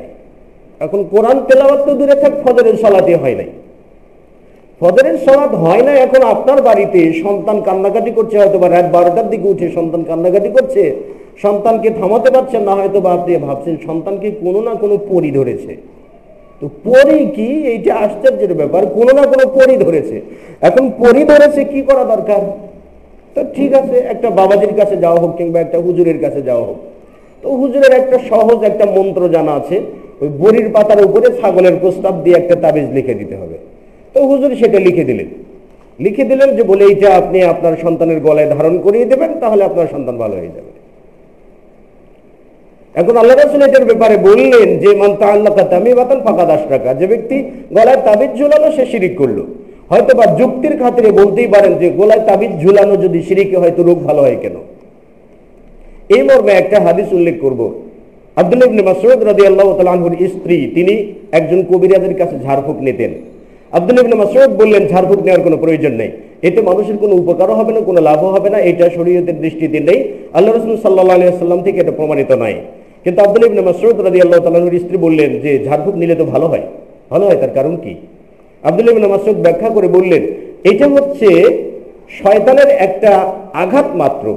একজন ব্যক্তিকে যখন আঘাত দেবে শয়তান ধারণ করবে, আঘাত দিবে, তখন এই আঘাতকে সারবার জন্য যখন মানুষ শিরকে লিপ্ত হবে, তখন শয়তান তার আঘাতটাকে, তখন ওয়াসওয়াসার হাত, আঘাতের হাত, মুসিবতের হাত শয়তানটা গুটিয়ে নেয়, তখন মানুষ ভালো হয়ে যায়। তাহলে কুমন্ত্রণা থেকে যখন শয়তান হাত গুটিয়ে নেবে তখন ভালো হবে, তাবিজের কারণে ভালো হয় না। এই জন্য সকাল সন্ধ্যা প্রত্যেকটা বাড়িতে কোরআন তেলাওয়াত হওয়া দরকার এবং কোরআনের চর্চা হওয়া দরকার। তাহলে আপনার বাড়ি থেকে বালা মুসিবত আপনি দূর করে দিতে পারবেন। তো যা হোক, এই বিষয়টা ছিল মাত্র কোরআনুল কারীমের বিষয়টা। এর আসদাকাল হাদীসি কিতাবুল্লাহ, সর্বোত্তম কথা হচ্ছে নবী সাল্লাল্লাহু আলাইহি ওয়াসাল্লাম, আল্লাহ রাব্বুল আলামিনের কিতাব তথা কোরআনুল কারীম। এই জন্য আমাদের সর্বপ্রথম জানতে হবে কোরআনুল কারীম। কোরআনুল কারীম জেনে আল্লাহ রাসূল সাল্লাল্লাহু আলাইহি ওয়াসাল্লাম বললেন, ওয়া আহসানাল হাদিয়া হাদিয়ু মুহাম্মাদিন সাল্লাল্লাহু আলাইহি ওয়াসাল্লাম, সর্বোত্তম পথ হচ্ছে নবী সাল্লাল্লাহু আলাইহি ওয়াসাল্লামের নির্দেশিত পথ। এই পথকে জানার জন্য কোরআন জানতে হবে, এরপরে হাদিস জানতে হবে। হাদিস জানবেন, একজন ব্যক্তি বললেই কি আপনি সেটা মেনে নেবেন? জানার ক্ষেত্রে কিছুটা শর্ত আরোপ করা আছে। আপনার সন্তানকে আপনি পড়তে দিবেন, এমন প্রতিষ্ঠানে দিয়েন না যে প্রতিষ্ঠানে হাদিসের বিপরীতে অন্য কিছু জানবে, কোরআন হাদিসের চর্চা হবে না, অন্য কিছুর চর্চা হবে, এমন জায়গাতে দিয়েন না। আবু মুসা আশআরী থেকে বর্ণিত, তিনি বলেন যে আমি একবার উমর বিন খাত্তাবের বাড়িতে গেলাম, তো যে আমি বললাম আসসালামু আলাইকুম, নিয়মতান্ত্রিক ভাবে আমি সালাম দিলাম। তো বাড়ির ভিতর থেকে উমর বিন খাত্তাব সালামের জবাব হয়তো দিয়েছেন, কিন্তু আসতে আবু মুসা আশআরী সেটা শুনতে পারেননি। আবু মুসা আশআরী দ্বিতীয়বার বললেন আসসালামু আলাইকুম, জবাব নেই। তৃতীয়বার বললেন আসসালামু আলাইকুম, জবাব নেই। আবু মুসা আশআরী ফিরে যাচ্ছেন, তিনি তার নিজের গন্তব্যের দিকে ফিরে যাচ্ছেন। উমর বিন খাত্তাব রাদিয়াল্লাহু তাআলা আনহু বাড়ি থেকে বেরিয়ে এসে বলছেন, ইয়া আবু মুসা আশআরী, তুমি কেন ফিরে যাচ্ছ আমার বাড়ি থেকে? আবু মুসা আশআরী বললেন যে ক্বালান নবী সাল্লাল্লাহু আলাইহি ওয়াসাল্লাম, আল্লাহ রাসূল সাল্লাল্লাহু আলাইহি ওয়াসাল্লাম বলছেন যে যখন তোমরা কারো বাড়িতে যাবে, বাড়িতে যাওয়ার বাড়িতে আঙিনায় থাকতেই 3 বার সালাম দেবে, সালামের যদি জবাব না পাও তাহলে ফিরে যাবে, এই জন্য আমি ফিরে যাচ্ছি। উমর বিন খাত্তাব বললেন, হাতিদ দলিল ইন কুনতা সাদিক, দলিল নিয়ে আসো যদি তুমি সত্যবাদী হও, দলিল যদি না নিয়ে আসতে পারে তাহলে তোমাকে বেত্রাঘাত করব। এখন আসল লোকের জায়গাতে যে একজন সাহাবী বিপদে পড়ে গেলেন। আবু মুসা আশআরী অনেকগুলো হাদিস বর্ণনা করছেন, একজন বিখ্যাত সাহাবীকে উমর বিন খাত্তাব ছাড় দিচ্ছেন না, বলছেন দলিল নিয়ে আসুন, নাইলে তোমাকে বেত্রাঘাত করব। এখন আবু মুসা আশআরী অন্যান্য সাহাবায়ে কিরামদেরকে বলছেন, ভাই আমার পক্ষে একটু সাক্ষী দিন যে এই কথাটা আল্লাহ রাসূল বলছেন। অন্য কোনো সাহাবী রাজি হলেন না। আবু সাঈদ খুদরি, তিনি 12 বছর কি 13 বছরের বালক ছিলেন। আবু সাঈদ খুদরি তিনি যে উমর বিন খাত্তাবের দরবারে যে বললেন যে সামি'তুন নবী সাল্লাল্লাহু আলাইহি ওয়াসাল্লাম ইয়াকুলু হাকাদা, আমি আল্লাহ রাসূলের কাছে শুনেছি তিনি এমন কথা বলেছেন, 3 বার সালাম দিয়ে জবাব না পেলে ফিরে যেতে হয়। এখানে বাড়িতে যে যেমন 3 বার সালামের প্রচলন আসলো, তেমনি ভাবে দলিল ছাড়া কোনো কথা গ্রহণ করা যায় না, এটাও প্রমাণিত হলো। উমর বিন খাত্তাব এই জন্য বেত্রাঘাত করার জন্য দৃঢ় প্রতিজ্ঞ ছিলেন। আবু হুরায়রার নাম আপনারা জানেন। আবু হুরায়রা উমর বিন খাত্তাবের সাথে দেখা হলো। আবু হুরায়রা থেকে বর্ণিত, তিনি বলেন একবার আল্লাহ রাসূলকে হারিয়ে ফেললাম, নাই আমাদের মাঝে কোথাও নেই, সকলেই তালাশ করছেন, আমিও তালাশ করছি, সবাই আতঙ্কিত, আমিও আতঙ্কিত। তা আমি যেতে যেতে একটা বাগানের ভিতরে প্রবেশ করলাম, তো বাগানের প্রান্তে দেখি পানি বের হওয়ার একটা ড্রেন রয়েছে। তা আমি সেই ড্রেনের ভিতরে আমি চলে গেলাম, মানে ইহতারাফতু কামা ইহতারাফাস সালাব, এমনি ভাবে আমি নিজেকে গুটিয়ে নিলাম যেমন শিয়াল নিজেকে গুটিয়ে নেয়, গুটিয়ে নিয়ে গর্তে প্রবেশ করে। তা আমি বাগানে প্রবেশ করলাম, বাগানে প্রবেশ করে দেখে নবী সাল্লাল্লাহু আলাইহি ওয়াসাল্লাম রয়েছেন। আমি আল্লাহ রাসূলকে বললাম যে ইয়া রাসূলুল্লাহ সাল্লাল্লাহু আলাইহি ওয়াসাল্লাম, আপনি তো আমাদের মাঝ থেকে চলে এসেছেন, আমরা তো আতঙ্কিত অবস্থায় রয়েছি, কেউ তো আপনাকে খুঁজে পাওয়া যাচ্ছে, কোথাও খুঁজে পাওয়া যাচ্ছে না, আমিও আতঙ্কিত অবস্থায় রয়েছি, এই জন্য আমি এখানে রয়েছি। আল্লাহ রাসূল সাল্লাল্লাহু আলাইহি ওয়াসাল্লাম আবু হুরায়রাকে বললেন, ইয়া আবু হুরায়রা, মান ক্বালা লা ইলাহা ইল্লাল্লাহ সিদকাম মিন কলবিহি দাখালাল জান্নাতা, যে ব্যক্তি অন্তরের বিশ্বাসে লা ইলাহা ইল্লাল্লাহ বলবে সে জান্নাতে যাবে। সুবহানাল্লাহ। এই কথাটা নিয়ে আবু হুরায়রা কে বের হয়ে যেতে বললেন। আল্লাহ রাসূল বললেন যে আমি যে তোমাকে এই কথাটা বলেছি এটা মানুষের কাছে প্রমাণ করার জন্য আমার জুতা তোমাকে দিলাম। কেউ যদি অস্বীকার করে যে আল্লাহ রাসূল বলেন নাই, এই যে আল্লাহ রাসূল আমাকে কথাটাও বলেছেন, প্রমাণস্বরূপ জুতাটাও দিয়েছেন, দেখো তো জুতা আল্লাহ রাসূলের কিনা, এই প্রমাণটা তুমি দেখাবে। আবু হুরায়রা তিনি বের হলেন, বাগান থেকে বের হয়ে সর্বপ্রথম যার সাথে সাক্ষাৎ করলেন তিনি হচ্ছেন উমর বিন খাত্তাব রাদিয়াল্লাহু তাআলা। উমর বিন খাত্তাবের সামনে যে বলছে মান ক্বালা লা ইলাহা ইল্লাল্লাহ দাখালাল জান্নাহ, আল্লাহ রাসূল বলছেন যে ব্যক্তি লা ইলাহা ইল্লাল্লাহ বলবে সে জান্নাতে যাবে। আবু হুরায়রা বলেন যে উমর বিন খাত্তাব এত জোরে আমাকে একটা ঘুষি মারলেন আমার বুকের মাঝে যে দরাবতুলি ইস্তি, আমি আমার নিতম্বার উপরে পড়ে গেলাম, আমি আমার নিতম্বার উপরে পিছনের দিকে পড়ে গেলাম, পড়ে যে আমি হাঁপাচ্ছিলাম, হাঁপিয়ে হাঁপিয়ে কাঁদতেছিলাম। আর উমর বিন খাত্তাব বললেন কুম, তুমি দাঁড়াও, যেতে হবে আল্লাহ রাসূলের কাছে, আল্লাহ রাসূল বলছেন কিনা। আবু হুরায়রার মতো সাহাবী তিনি বলেন যে আমি দাঁড়ালাম, আমি হাঁপাতে হাঁপাতে যাচ্ছিলাম আর ক্রন্দন করছিলাম। আল্লাহ রাসূলের কাছে যাওয়ার পরে আমি আল্লাহ রাসূলকে বিষয়টা বললাম। নবী সাল্লাল্লাহু আলাইহি ওয়াসাল্লাম বলেন ইয়া উমর মা হামালাকা আনতা ফাআলা কাযালিক, তোমাকে এই কাজ করার জন্য উত্তেজিত করছে কে, এত বড় সাহস তোমাকে কে দিয়েছে? উমর বিন খাত্তাব বললেন ইয়া রাসূলুল্লাহ সত্যি কি কথাটা আপনি বলছেন? নবী সাল্লাল্লাহু আলাইহি ওয়াসাল্লাম বললেন নাম, হ্যাঁ আমি এই কথাটা বলেছি। উমর বিন খাত্তাব বললেন ইয়া রাসূলুল্লাহ লা তাকুল, কথাটা আপনি বলেন না, কারণ বললে মানুষ শুধু লা ইলাহা ইল্লাল্লাহর উপরে নির্ভর করবে, অন্য কোনো আমল করবে না, দলে দলে মানুষ জাহান্নামে যাবে। আমল করবে না, দলে দলে মানুষ জাহান্নামে যাবে। ইয়া রাসূলুল্লাহ এটা আর বলেন না। নবী সাল্লাল্লাহু আলাইহি ওয়াসাল্লাম বললেন ঠিক আছে, তাহলে বিষয়টা এরকমই। তো আমি এই বিষয়টা উপস্থাপন করতে চাচ্ছি এই কারণে, আবু হুরায়রার মতো একজন বিখ্যাত সাহাবী, যতগুলো সাহাবায়ে কিরামগণ রয়েছেন সবার চাইতে বেশি হাদিস বর্ণনা করছেন আবু হুরায়রা। আবু হুরায়রার জন্য আল্লাহ রাসূল সাল্লাল্লাহু আলাইহি ওয়াসাল্লাম পার্সোনাল ভাবে দোয়া করেছিলেন, ব্যক্তিগতভাবেই তিনি দোয়া করেছিলেন শুধুমাত্র আবু হুরায়রার জন্য। এতগুলো হাদিস মুখস্থ করেছেন যিনি, একজন প্রসিদ্ধ সাহাবী। আবু হুরায়রাকে ছাড়া হাদিসের কল্পনা করা যায় না, আমরা যতগুলো হাদিস পেয়েছি। সেই আবু হুরায়রাকে উমর বিন খাত্তাব প্রমাণের অভাবে এমন ঘুষি মারলেন যে আবু হুরায়রা নিতম্বার উপরে পড়ে গেলেন। তার মানে কি, প্রমাণ ছাড়া কি কোনো কথা গ্রহণ করা যায়? যায় না। দলিল ছাড়া কোনো কথা গ্রহণ করা যায় না। তাহলে দ্বীনি ইলম শিক্ষা করার জন্য প্রথম শর্ত হলো যাচাই বাছাই করা। আপনি কার কাছ থেকে শিখবেন? বিখ্যাত তাবিঈন ইবনে সিরিন রাহিমাহুল্লাহ তিনি বলেছেন যে ইন্না হাযাল ইলমা দীনুন ফানজুর আম্মান তাখুযুনা দীনাকুম, নিশ্চয়ই হাদিসের সনদ সম্পর্কে জানা এটাই হলো প্রথম বিদ্যা। ফানজুর আম্মান তাখুযুনা দীনাকুম, লক্ষ্য করে দেখো কার কাছ থেকে তোমরা এই দিনটা গ্রহণ করছো, লোকটা ফাসিক কিনা, লোকটা পাপাচার কিনা, কার কাছ থেকে দিনটা গ্রহণ করছো, সে সত্যিই কি আল্লাহ রাসূলের কথা বলছে? সহিহ মুসলিমের মুকাদ্দামাতে এই বিষয়টা রয়েছে। তাহলে যাচাই বাছাই করে জানা এবং যাচাই বাছাই করে মানা, মানার আগে জানতে হবে এবং জানতে হবে দলিল সহকারে, প্রমাণ সহকারে, বিশুদ্ধটাই জানতে হবে। সেই জন্য আমাদের কোরআন সুন্নাহর প্রতি যদি আমরা আমল করতে চাই তাহলে অবশ্যই ইলমিয়াত বাড়াতে হবে এবং দ্বীনি ইলমের প্রয়োজন আছে। দ্বীনি বিদ্যা শিক্ষা করা একান্তই জরুরি। আল্লাহ রাসূল সাল্লাল্লাহু আলাইহি ওয়াসাল্লাম বলেছেন মা ইউরিদুল্লাহু বিহি খায়রান ইউফাক্কিহু ফিদ্দীন, আল্লাহ রাব্বুল আলামিন যাকে কল্যাণ দিতে চান তাকে ধর্মের ব্যাপারে বিদ্বান বানান। তো যাকে ভালোবাসেন তাকে আল্লাহ রাব্বুল আলামিন ধর্মের ব্যাপারে বিদ্বান বানান। তাহলে এটা আল্লাহ রাব্বুল আলামিনের একটা রহমত, আল্লাহ রাব্বুল আলামিনের একটা দয়া, বিশেষ একটা দয়া।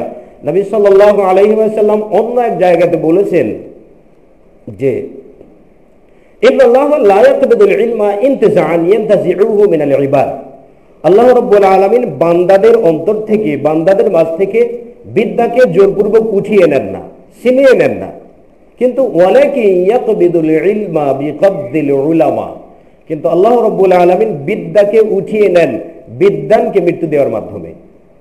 তাহলে অসংখ্য অগণিত বিদ্বানরা মারা যাবেন আর বিদ্যার শূন্যতা দেখা দিবে, শরীয়তের বিদ্যার শূন্যতা দেখা দিবে। এমনকি ফাসইলু হাত্তা লাম ইবকা আলিমান, এমনকি আল্লাহ রাব্বুল আলামিন কোনো আলেমকে অবশিষ্ট রাখবেন না, কোনো আলেমকে অবশিষ্ট রাখবেন না।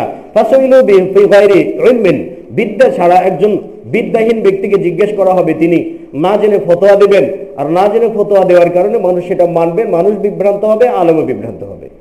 অন্য একটা হাদিসে আসছে কিয়ামতের আগে আগে বিদ্যা উঠে যাবে, জিনা বৃদ্ধি পাবে, নারীদের অবাধ চলাফেরা বৃদ্ধি পাবে, বিদ্যা উঠে যাবে কিয়ামতের আগে আগে। তো কিয়ামতের আগে আগে এখন কি আমরা কি পৃথিবীর শুরুতে আছি না কিয়ামতের আগে আগে আছি?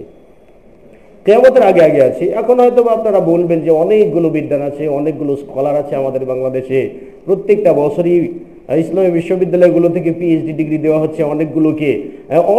2010 সাল পর্যন্ত জেনেছিলাম যে ইসলামিক স্টাডিজের উপরে কুষ্টিয়া বিশ্ববিদ্যালয় থেকে 180 জনকে পিএইচডি বা ডক্টরেট ডিগ্রি দেওয়া হয়েছে।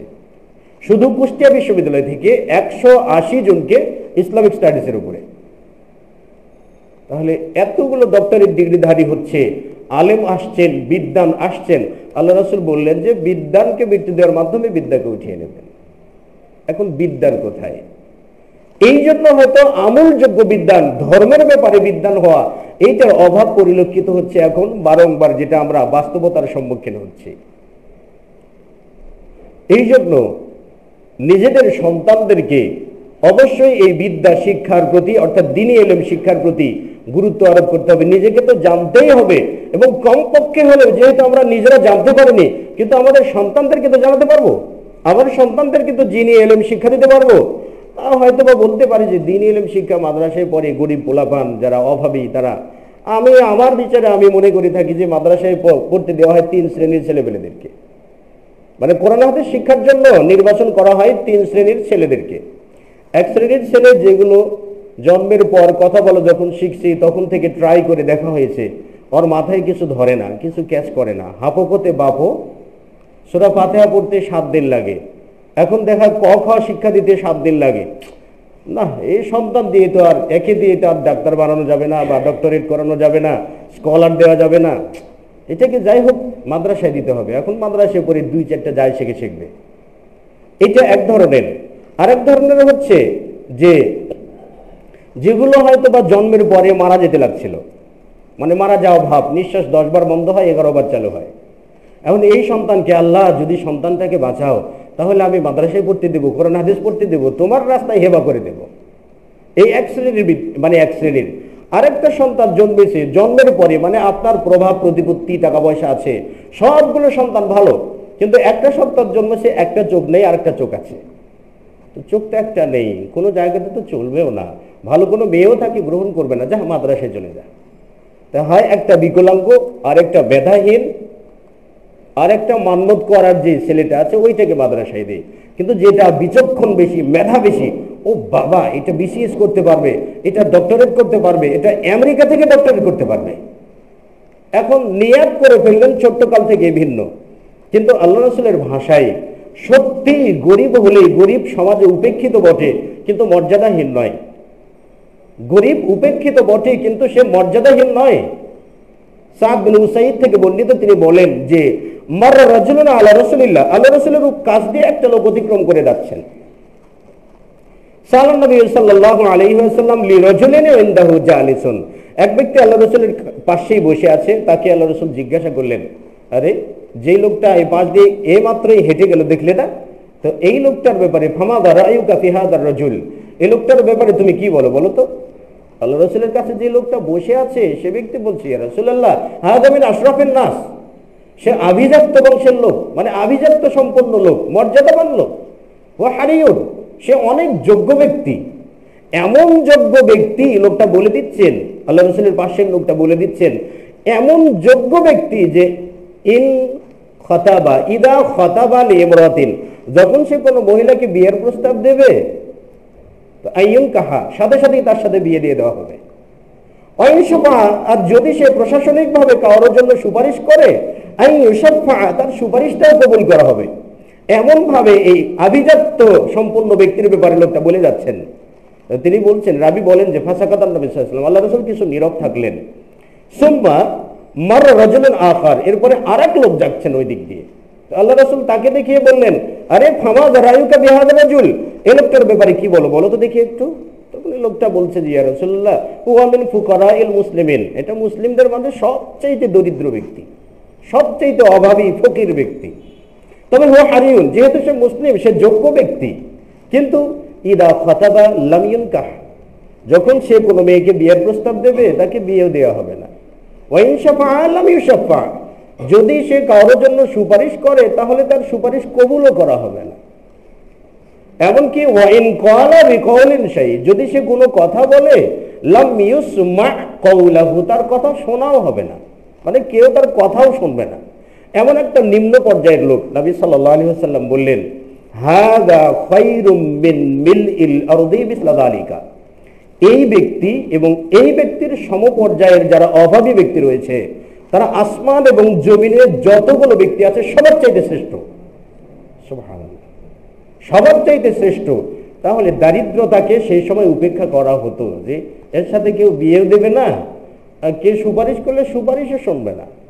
তা সেই জন্য কোরআনুল কারীম জানা, দ্বীনি ইলম শিক্ষা করা যদি গরিবেরও কাজ হয়, তো এমন গরিব যে গরিবকে আল্লাহ রাব্বুল আলামিন ভালোবাসেন, এমন গরিব যে গরিবকে আল্লাহ রাব্বুল আলামিন ভালোবাসেন।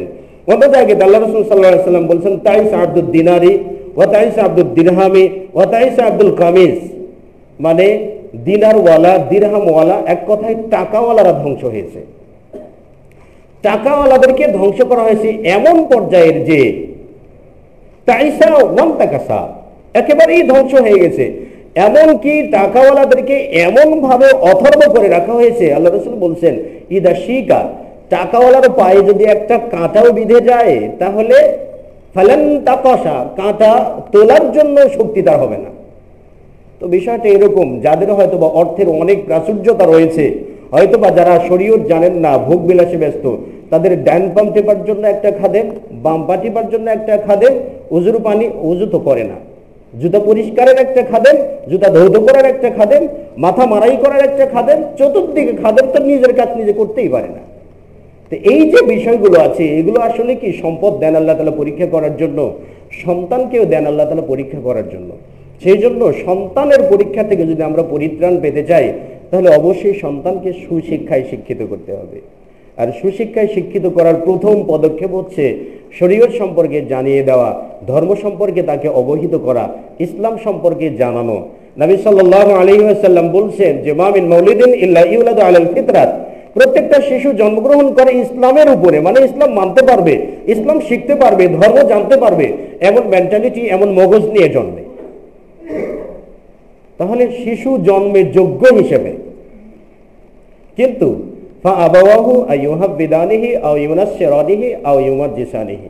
কিন্তু মা বাবা তাকে ইহুদি বানায়, মাজাজ বানায়, নাসারা বানায়, অগ্নিপূজক বানায়, মাজার পূজক বানায়, বিভিন্ন দিকে সন্তানরা চলে মা বাবার প্রভাবে। এখানে নবী সাল্লাল্লাহু আলাইহি ওয়াসাল্লাম একটা উপমা দিলেন যে কামা তানতিজুল বাহিমাতু বাহিমাতান জামা, যেমন একটা চার পাওয়া প্রাণী পূর্ণাঙ্গ একটা সন্তান জন্ম দিতে পারে। আল্লাহ রাসূল বলেন, হাল তাহুসসু মিনহা মিন জাদা, চার পাওয়া প্রাণী যে সন্তান জন্ম দেয়, এই সন্তান জন্ম দেওয়ার মাঝে কি কোনো খুঁত দেখতে পাও, কোনো অসম্পন্নতা কিছু দেখতে পাও? সাহাবীরা বললেন, না, তা দেখা যায় না। এর থেকে আল্লাহ রাসূল বুঝাতে চাচ্ছেন, মানুষ যেমন সন্তান জন্ম দেওয়ার মতো ক্ষমতা রাখে, একটা পশুও জন্ম দেওয়ার ক্ষমতা রাখে, এই যোগ্যতা সবার সমান। বরং মানুষের চাইতে তো চার পাওয়া জানোয়ারের আরো বেশি, কারণ একটা কুকুর একবারে কয়টা সন্তান জন্ম দিতে পারে? 5, 6টা, 7টা, 8টা, অনেকই দিয়ে থাকে, কিন্তু মানুষ একটার বেশি পারে না। হয়তো বা কোনো ক্ষেত্রে যমজ 2টা হয়, সেটা মানে বিরল প্রকৃতির। তো জন্ম দেওয়ার ক্ষেত্রে মানুষের চাইতে শক্তিশালী অন্য কোনো প্রাণী আছে, কিন্তু কুকুর যখন তার সন্তানদেরকে কমান্ড করতে পারে না, তার সন্তানদেরকে নিয়ন্ত্রণ করতে পারে না, শিক্ষা দিতে পারে না, গরু যেমন তার বাচ্চাকে পড়াতে পারে না, মহিষ যেমন তার বাচ্চাকে পড়াতে পারে না, আদর্শ শিক্ষা দিতে পারে না, আর যে মানুষটার সন্তান জন্ম দিল সে ব্যক্তিও তার সন্তানকে আদর্শ শিক্ষা দিতে পারলো না, তাহলে মালফারকু বাইনাহুমা, এ দুজনের মাঝে পার্থক্য কি ডিস্টেন্স আছে? যে মানুষ হিসাবে আমি এতটা শ্রেষ্ঠ, আর একটা পশু হিসাবে সে এতটা নিচু, কারণ সে তার সন্তানকে আদর্শ শিক্ষা দিতে পারে না, আমিও শিক্ষা দিতে পারি না, তাহলে তো একাকার হয়ে গেল। এই জন্য প্রথম পদক্ষেপ সেটি হচ্ছে সন্তানদেরকে কমপক্ষে হলে আমাদের সময় যদি চলে যেও থাকে, অবশ্যই সন্তানকে দ্বীনি ইলম শিক্ষায় শিক্ষিত করতে হবে, প্রত্যেকটা ব্যক্তির জন্যই। এখন হয়তো বা বড় হয়ে যায়, সন্তান হয়তো বড় হয়ে যায়, তো আমরা বলি যে আসলে সন্তানকে মানাতে পারি না, কিন্তু আসলে মানাতে পারি না বিষয়টা বললে ভুল হবে। কারণ বাবা, আপনি জন্ম দিয়েছেন, আপনি টাকা পয়সা দেন, আপনি সবকিছু দেন, আপনি আপনার সন্তানকে মানাতে পারবেন না, বিষয়টা কেমন হলো? আপনার সন্তানের অন্যায়কে আপনি মেনে নেবেন, আপনি আপনার সন্তানকে কোরআন শিক্ষা করতে বলছেন, আপনার সন্তান শিখছে না, অন্যদিকে চলে যাচ্ছে, আর আপনি আপনার সন্তানকে স্বাধীনতা দিলেন, বাবা ঠিক আছে তুমি যেই দিকে যাবে আমি সেই দিকে তোমার পিছনে টাকা খরচ করব। এখন আপনি সেই দিকে টাকা খরচ করলেন, ইসলাম সম্পর্কে সে কিচ্ছুই জানল না, কোনো ঘোড়ার ডিম জানল না। নবী সাল্লাল্লাহু আলাইহি ওয়াসাল্লাম বলছেন যে সন্তানরা আসলে মানুষের জন্য ফিতনা। আল্লাহ রাসূল সাল্লাল্লাহু আলাইহি ওয়াসাল্লাম একবার খুতবা দিচ্ছিলেন, যা আল হাসান ওয়াল হুসাইন, হাসান এবং হুসাইন আল্লাহ রাসূলের দরবারে, মানে খুতবার সামনে মসজিদের আঙিনে এসে উপস্থিত। তো আলাইহিমা কমিসানি আহমারানি, হাসান এবং হুসাইনের পরনে ছিল দুটি লাল বর্ণের পোশাক। ইয়ামশিয়ানি, তারা পায়ে হেঁটে আসছেন, ইয়াসুরানি, খুঁড়ে খুঁড়ে আসছেন। বাচ্চা মানুষ তো আসছে, কিছু হোঁচট খেয়ে পড়ে যাচ্ছে, আবার উঠছে, আবার পড়ে যাচ্ছে, আবার উঠছে, এমন অবস্থা হচ্ছে। তাদের এই অবস্থা দেখে ফানাজালান নবী সাল্লাল্লাহু আলাইহি ওয়াসাল্লাম মিনাল মিম্বারে, নবী সাল্লাল্লাহু আলাইহি ওয়াসাল্লাম মিম্বার থেকে নেমে গেলেন। নেমে যে হামালাহুমা ওয়া ওয়াদাআহুমা বাইনা ইয়াদাইহি, হাসান এবং হুসাইনকে কোলে করে নিয়ে এসে তার মিম্বারের সামনে তাদেরকে বসিয়ে রেখে আল্লাহ রাসূল খুতবা দিলেন। এবং খুতবা দিতে যে আল্লাহ রাসূল বললেন, সাদাকাল্লাহু সুবহানাহু ওয়া তাআলা, আল্লাহ তাআলা সত্যই বলেছেন, আল্লাহ তাআলা যথার্থই বলেছেন যে ইন্নামা আমওয়ালুকুম ওয়া আওলাদুকুম ফিতনা, নিশ্চয়ই তোমাদের সন্তান সন্ততি তোমাদের জন্য পরীক্ষা। এরপর আল্লাহ রাসূল বললেন যে ফানাযারতু ইলা হাদাইনি সিবিয়ান, এই দুটো শিশুকে দেখলাম যে ইয়ামশিয়ানি ইয়াসুরানি, হেঁটে আসছে, খুঁড়ে খুঁড়ে আসছে।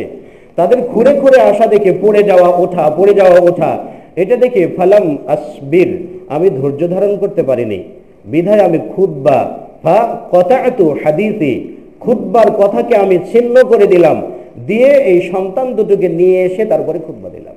তাহলে আল্লাহ রাসূল সাল্লাল্লাহু আলাইহি সাল্লামের ভাষ্য অনুযায়ী সন্তান সন্ততি পরীক্ষা স্বরূপ। অন্য জায়গাতে আসছে, নবী সাল্লাল্লাহু আলাইহি ওয়াসাল্লামের স্ত্রী আয়েশা সিদ্দিকার কাছে এক মহিলা এসে বলছেন, কিছু খাবার চাচ্ছেন, মাআহা ইবনাতানি লাহা, মহিলার সাথে রয়েছে দুটো সন্তান, দুটো কন্যা সন্তান। তো আয়েশার কাছে খাবার চাইলেন। আয়েশা সিদ্দিকা বলেন, ফালাম তাজিদ ইনদি গায়রা তামারাতিন ওয়াহিদাতিন, একটি খেজুর ছাড়া আমার কাছে কিছুই ছিল না, আমি খেজুরটা তাকে দিয়ে দিলাম। ফাকাসামাতাহা বাইনা ইবনাতাইহা, আর এই মহিলাটা একটা খেজুর দুই সন্তানের মাঝে বণ্টন করে দিলেন। লাম ইয়াকুল মিনহা লাম তাকুল মিনহা শাই, সে নিজে কিছু খেলো না। তো মহিলাটা চলে গেল। আল্লাহ রাসূলকে আমি জিজ্ঞাসা করলাম যে ইয়া রাসূলুল্লাহ, ব্যাপারটা এরকম, আপনি কি মনে করেন, একটু সিদ্ধান্ত দিন। নবী সাল্লাল্লাহু আলাইহি ওয়াসাল্লাম বললেন, মান উবতুলিয়া মিন হাযিহিল বানাতি, আল্লাহ রাসূল সাল্লাল্লাহু আলাইহি ওয়াসাল্লাম বললেন, যাকে এ সকল সন্তান দিয়ে পরীক্ষা করা হবে, ওয়া আহসানা ইলাইহিন্না, এবং এই মা এবং বাবা সন্তানের সঙ্গে ইহসান করবে। ইহসানটা কি? নবী সাল্লাল্লাহু আলাইহি ওয়াসাল্লামকে জিজ্ঞাসা করা হলো, ইয়া রাসূলুল্লাহ মাল ইহসান, ইহসান কি? নবী সাল্লাল্লাহু আলাইহি ওয়াসাল্লাম বলছেন, ইহসান হচ্ছে আন তা'বুদাল্লাহা কাআন্নাকা তারা, তুমি আল্লাহর ইবাদত করবে যেমন তুমি তাকে দেখছো। ফাইন লাম তাকুন তারাহু, যদি তুমি তাকে না দেখতে পারো, ফাইন্নাহু ইয়ারাক, সে তোমাকে দেখছেন, আল্লাহ তাআলা তোমাকে দেখছেন। তার মানে অত্যন্ত যত্ন সহকারে সন্তান মানে ইবাদত করাকে বলা হয় ইহসান, আল ইহসানু ফিল ইবাদাত। অনুরূপভাবে আপনার সন্তানকে অতি যত্ন দিয়ে, যাতে আপনার সন্তান কখনো বিপদগামী না হয়, কখনোই যাতে ভুল পথে পরিচালিত না হয়, এমন সতর্ক দৃষ্টিতে সন্তানকে বড় করা, শরীয়তের উপরে, ইসলামের উপরে সন্তানকে বড় করাই হচ্ছে সন্তানের প্রতি ইহসান করা। এই ইহসানের অন্তর্ভুক্ত হতে পারে কখনো আদর, কখনো যত্ন, কখনো ভালোবাসা, কখনো পিটুনি, কখনো ধমক। কারণ ইহসান কাকে বলে, হয়তো বলবেন ইহসান শব্দের অর্থ দয়া। তাহলে একটা কুকুর মৃত্যুবরণ করার পর্যায়ে আপনি কুকুরের মুখে পানি তুলে দিলেন, তো কুকুরটা পানি পান করে ভালো হয়ে গেল।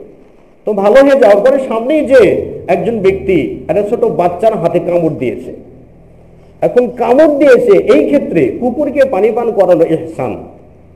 কিন্তু কুকুর যখন একটা বাচ্চার মুখে কিংবা বাচ্চার হাতে কামড় দিয়েছে, তখন ওই কুকুরের সঙ্গে কেমন আচরণ করলে ইহসান হতে পারে? আপনি যদি কুকুরকে দয়া করেন, বাবা ছেড়ে দাও, ভালো হবে না, ছেড়ে দাও, পাপ হচ্ছে, সন্তান কষ্ট পাচ্ছে, এটাই কি ইহসান হবে? নাকি কুকুরকে দুটা পিটুনি দিয়ে ছাড়িয়ে দিলে এটাই কি হবে? ইহসান হবে। তাহলে ইহসান পর্যায়ক্রমে কখনো আদর হতে পারে, কখনো ভালোবাসা হতে পারে, কখনো শ্রদ্ধা হতে পারে, কখনো স্নেহ হতে পারে, কখনো আবার দুটা পিটুনিও হতে পারে। সেই ক্ষেত্রে আপনার সন্তান বিপদগামী হচ্ছে, আপনি পিটুনি দিয়ে তাকে সোজা পথে নিয়ে আসুন, যে কোনো মূল্যে তাকে শরীয়তের উপরে আনতে হবে। আর শরীয়তের উপরে নিয়ে আসার জন্য প্রথম শর্ত হচ্ছে তাকে শরীয়ত সম্পর্কে জানাতে হবে। শরীয়তের যে একটা মূল ভিত্তি, এই ভিত্তিটা তার মাঝে দিতে হবে। 1801 সালে একটি ঘটনা ঘটে তদানীন্তন ভারতবর্ষে। সেই সময় ভারতে একটা রীতি ছিল, একটা নিয়ম ছিল যে কোনো সন্তানের বয়স যখন 4 বছর 4 মাস 4 দিন বয়স হতো, তখন ওই সন্তানকে শিক্ষার হাতে ঘড়ি দেওয়া হতো। প্রথমেই তার শিক্ষার সূচনা হতো। আর শিক্ষার সূচনা হতো একজন মৌলবীকে ডেকে, তিনি ওই সন্তানকে কোরআনুল কারীমের 2-3টি আয়াতে কারিমা পড়াবেন। 2-3টি আয়াতে কারিমা শিক্ষা দেওয়ার মাধ্যমে তার শিক্ষার সূচনা হবে। এই তো 1801 সালে এটা ভারতবর্ষেই ছিল। কিন্তু এখন আমরা শিক্ষা দিই কি থেকে? প্রথম দেখবেন বাজারে যাইবেন, একটা ভাল্লুকের ছবি দিয়ে নিচে একটা অক্ষর। তো আপনি বাচ্চার কাছে বইটা নিয়ে আসবেন, বাচ্চার কাছে কি অক্ষরটা মূল বিষয় নাকি ভাল্লুকটা মূল? বাচ্চার কাছে ভাল্লুকটা মূল, হরিণটা মূল। এই যাবতীয় মিথ্যা শাসা আবার হয়তো যখন পড়া শিখছে, বাচ্চাকে পড়া শিক্ষা দেওয়ার জন্য আপনি শিক্ষা দিচ্ছেন রং মেকে ঢং সাজে ঢুকঢুং ঢুংঢুং করে। এখন রং মেকে ঢং সাজে এমন মানুষ আছে? তাহলে মিথ্যার সংমিশ্রণে আপনার সন্তানকে প্রথমে শিক্ষা দিলেন, প্রথমে আপনার সন্তানকে মিথ্যা শিক্ষা দিয়ে বড় করলেন। তো এই যে বিষয়গুলো, সন্তান কেন বিপদগামী হবে না? শরীয়ত, কারণ আমরা সন্তানদেরকে শরীয়ত শিক্ষা দিতে পারছি না। যা হোক, নবী সাল্লাল্লাহু আলাইহি ওয়াসাল্লাম বলছেন, মানুষ যখন মারা যায় তখন তার 3টি আমল ছাড়া সবগুলো আমল বন্ধ হয়ে যায়। সবগুলো আমল বন্ধ হয়ে যায়। একটি হচ্ছে সাদকায়ে জারিয়া, আর দ্বিতীয়টি হচ্ছে আও ইলমে ইউনতাফাউ বিহি, এমন বিদ্যা যেই বিদ্যার দ্বারা উপকৃত হওয়া যায়। সেই বিদ্যা কি বিদ্যা?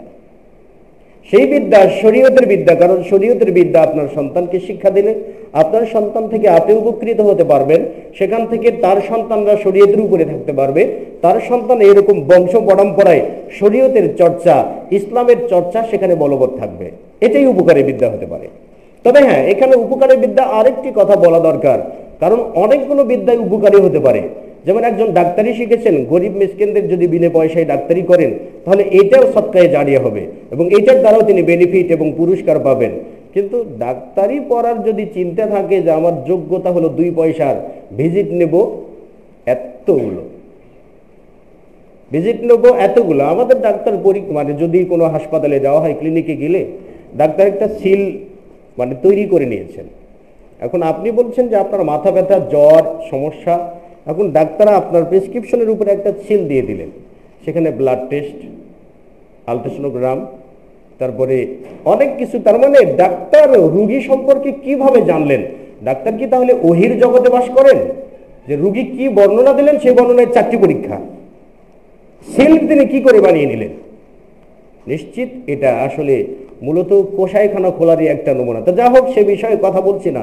তো যে সেক্টর থেকে পড়াশোনা করুক না কেন, কিন্তু এটা যদি একমাত্র লিল্লাহ, লিওয়াজহিল্লাহ, আল্লাহকে সন্তুষ্টি করার জন্যই হয়ে থাকে, তাহলে অবশ্যই এটাও সদকায়ে জারিয়া হবে। কাসির বিন কায়েস থেকে বর্ণিত, তিনি বলেন যে আমি একবার দামেস্কের মসজিদে আবু দারদার সাথে বসে আছি। তা আবু দারদার সাথে বসে থাকা অবস্থায় ফাজা রাজুলুন, এক ব্যক্তি আসলো আবু দারদার কাছে, এসে বলছেন, ইয়া আবু দারদা, হে আবু দারদা, জিতুকা মিন মদিনাতিন নবী সাল্লাল্লাহু আলাইহি ওয়াসাল্লাম, আমি তোমার কাছে এসেছি মদিনা শহর থেকে। দামেস্ক কোথায় আর মদিনা কোথায়? পায়ে হেঁটে আসছেন কোত্থেকে? মদিনা থেকে দামেস্কে। আর লোকটার ভাষ্য হচ্ছে যে, হে আবু দারদা, বালাগানি আন্নাকা তুহাদ্দিসু আনিন নবী সাল্লাল্লাহু আলাইহি ওয়াসাল্লাম, আমার কাছে সংবাদ পৌঁছিয়েছে যে আপনি নবী সাল্লাল্লাহু আলাইহি ওয়াসাল্লাম থেকে হাদিস বর্ণনা করেন। তা আমি এই হাদিসের বর্ণনা জানার জন্য আপনার কাছে আসছি। মা জিতুকা লিহাজাতিন আখার, অন্য কোনো দরকারে আমি আপনার কাছে আসিনি। কোথায় মদিনা আর কোথায় দামেস্ক? সেখান থেকে একটা হাদিস জানার জন্য পায়ে হেঁটে, না ঘোড়া দিয়ে সওয়ার হয়ে আসলো, না উটের পিঠে সওয়ার হয়ে আসলেন। কত দিনের পথ, সেই সময় 1 মাসের পথ, 1 মাসের পথ অতিক্রম করে একটা হাদিস জানার জন্য আসলেন। তাহলে হাদিসের প্রতি তাদের কতটা আগ্রহ ছিল, আর আমাদের হাদিস জানার প্রতি কতটা অনীহা রয়েছে। এখন তো আমরা হাদিসের বিভিন্ন কিতাব পাই, অনেক কিছু পাই, কিন্তু আমরা জানতে চাই না। আবার অনেকেই আছে নামাজ কালাম পড়ি ঠিক আছে, কিন্তু হয়তো বা জানি না, কিন্তু না জেনেও জানার ভান করি যে আমি জানি, আমি কাউকে জিজ্ঞেস করতে পারবো না, তাই না? এরকম একটা ভাব খানা আমাদের মাঝে থাকে। তো আবু দারদার কাছে এসে বললেন যে আপনি হাদিস বর্ণনা করেন, এটা আমি জানি, শুনেছি, তাই আমি আপনার কাছে আসছি হাদিস নেওয়ার জন্য, অন্য কোনো প্রয়োজনে আমি আসিনি। আবু দারদা তার কথা শুনে, তিনি তো এসেছেন মদিনা থেকে আসছেন দামেস্কে। আবু দারদা বলছেন যে ফাইন্নী সামি'তু রাসূলুল্লাহি সাল্লাল্লাহু আলাইহি ওয়াসাল্লাম, আমি নবী সাল্লাল্লাহু আলাইহি ওয়াসাল্লামের কাছে শুনেছি, তিনি বলেছেন মান সালাকা তারিকান ইয়াতলুবু ফীহি ইলমান, যে ব্যক্তি এমন পথে চলবে যে পথে ইলম তালাশ করবে, দ্বীনি শিক্ষা তালাশ করবে, সালাকাল্লাহু তারিকাম মিন তুরুকিল জান্নাহ, আল্লাহ রাব্বুল আলামিন তাকে জান্নাতের পথেই পরিচালিত করবেন। সুবহানাল্লাহ। তাহলে যে পথে দ্বীনি ইলম পাওয়া যাবে সেই পথে চললে, যেমনি কষ্ট করে তিনি এসেছেন আবু দারদার কাছে, আবু দারদা তেমনই হাদিস তাকে শুনিয়ে দিলেন। এবং আরো বললেন যে নবী সাল্লাল্লাহু আলাইহি ওয়াসাল্লাম এটাও বলেছেন যে ওয়াইনাল মালাইকাতা লা তাদউ আদনিহাতাহা, নিশ্চয়ই মালাকগণ ফেরেশতারা তারা তাদের পর মানে পাখা, যে বাহুগুলো রয়েছে এই পাখাগুলো বিছিয়ে দেন রিদান লিতালিবিল ইলমি, ইলম অনুসন্ধানকারীর সন্তুষ্টি অর্জন করার জন্য। এখানে একটা বিষয়, ইলম অনুসন্ধানকারীর সন্তুষ্টি অর্জন বয়স ভেদে নয়। আমরা মনে করে থাকি যে মাদ্রাসার ছাত্ররা যে দিক দিয়ে হেঁটে যায় সেই দিক দিয়ে ফেরেশতা পড়বে চাই, বিষয়টা এরকম না।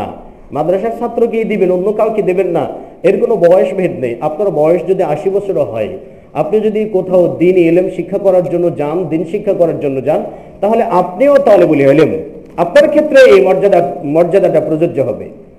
তাহলে রিদান লিতালিবিল ইলমি ওয়া ইন্নাল আলিমা ইস্তাগফিরু লাহু মান ফিস সামাওয়াতি ওয়াল আরদি, এবং একজন আলেম ব্যক্তির জন্য যিনি ধর্মের ব্যাপারে বিদ্বান মানে দ্বীনি ইলম শিক্ষা অর্জন করেছেন, এই আলেমের জন্য ইস্তাগফিরু লাহু মান ফিস সামাওয়াতি ওয়াল আরদি, আসমান এবং জমিনে যারা রয়েছেন সকলেই তার জন্য মাগফিরাত কামনা করে।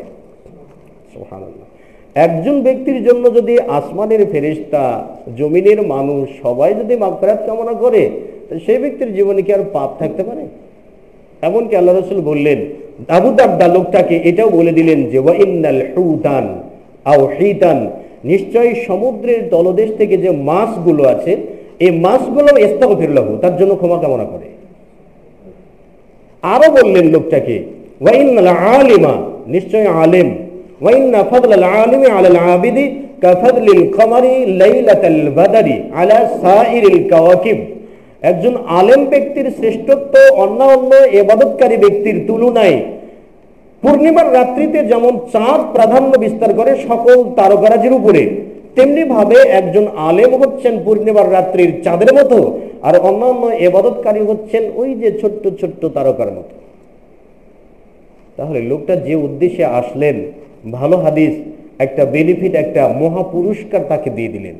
তাহলে এত ফজিলত, কোরআন তেলাওয়াত করলে ফজিলত, কোরআন শিক্ষা অর্জন করলে ফজিলত, হাদিস শিক্ষা অর্জন করলে ফজিলত, হাদিস জানতে, সুন্নাহ জানতে, শরীয়ত জানতে আপনি যেখানে যাবেন, দূর দূরান্তে যাবেন, সেখানে যাওয়াটাও ফজিলত। সব দিক থেকে আল্লাহ ফজিলত, শিক্ষা করবেন আপনি, জানবেন আপনি, উপার্জন করবেন আপনি, আবার পুরস্কারও দেবেন আল্লাহ তাআলা। সর্বদিক থেকে আল্লাহ রাব্বুল আলামিন আমাদেরকে দেবেন, কিন্তু আমরা কেন তার পথে চলবো না? আও ইলমিন ইনতাফাউ বিহি, এমন বিদ্যা যে বিদ্যার দ্বারা উপকৃত হতে পারবে, আওলাদুন সালিহিন, অথবা নেক সন্তান। তাহলে নেক সন্তান তৈরি করার জন্য এখানে একটা বিষয়, যদি কোনো ব্যক্তিকে দ্বীনি বিদ্বান বানানো যায়, আপনি আপনার সন্তানকে যদি দ্বীনি বিদ্যা বানান, তাহলে এটা একদিক থেকে সদকায়ে জারিয়া হবে, অপর দিক থেকে উপকারী বিদ্যা হবে যার দ্বারা জাতি উপকৃত হতে পারবে, অন্য দিক থেকে আবার আওলাদুন সালিহিন, নেক সন্তানও হতে পারবে। আপনি যখন মারা যাবেন তখন আপনার সন্তান আপনাকে বলে দিতে পারবে, আপনার জন্য কায়মনে তাহাজ্জুদ পড়ে বলতে পারবেন রব্বির হামহুমা কামা রব্বায়ানি সগীরা, রব্বির হামহুমা কামা রব্বায়ানি সগীরা, হে আমার প্রতিপালক, আমার পিতামাতাকে আপনি রহমতের কোলে লালন পালন করুন, রহমতের কোলে উঠিয়ে নিন, রহমত দিয়ে বেষ্টন করে নিন, যেমন তারা আমাকে ছোট্টকালে রহমতের কোলে, দয়ার কোলে, ভালোবাসা দিয়ে লালন পালন করেছেন। এই দোয়াটা করতে পারবেন। তাহলে আপনার এমন সন্তানের প্রয়োজন, কিন্তু আল্লাহর ওয়াস্তে বলছি, লাখ লাখ টাকা খরচ করে, হাজার হাজার টাকা খরচ করে আপনার সন্তানকে কোচিং দিলেন, তারপরে পকেট খরচ দিলেন, মোবাইল খরচ দিলেন, এখন আবার কম্পিউটার খরচ দিলেন, নেট খরচ দিলেন, ফেসবুক যা কিছু আছে সব কিছু সুবিধা দিয়ে আপনার সন্তানকে ম্যাচে রেখে হাজার হাজার টাকা খরচ করে পড়ালেন। কিন্তু আপনার সন্তান এমন একটা সিলেবাস পড়ে বড় হলো যে সিলেবাসে বাবার সাথে কি করে ভালো ব্যবহার করতে হয় এটা কোনো দিন সন্তানকে পড়ানো হয় নাই। আচ্ছা বলুন তো, আপনি বাবা হিসেবে কি সার্থক হলেন? এমন ভাবে পড়ালেন যে সারা জীবনে একটা বইও তার জন্য বরাদ্দ নেই যে মা বাবার সঙ্গে ভালো ব্যবহার করতে হবে কিভাবে। তাহলে আমরা তো স্বার্থবাদী, নিজের স্বার্থ বুঝি, তাই না? আমরা নিঃস্বার্থ বুঝি, যেখানে আমার স্বার্থ নেই সেখানে আমার উপস্থিতি নেই। কিন্তু এই ক্ষেত্রে আপনি যেখানে আপনার সন্তানকে দিচ্ছেন সেখানে তো আর আপনার স্বার্থ নেই।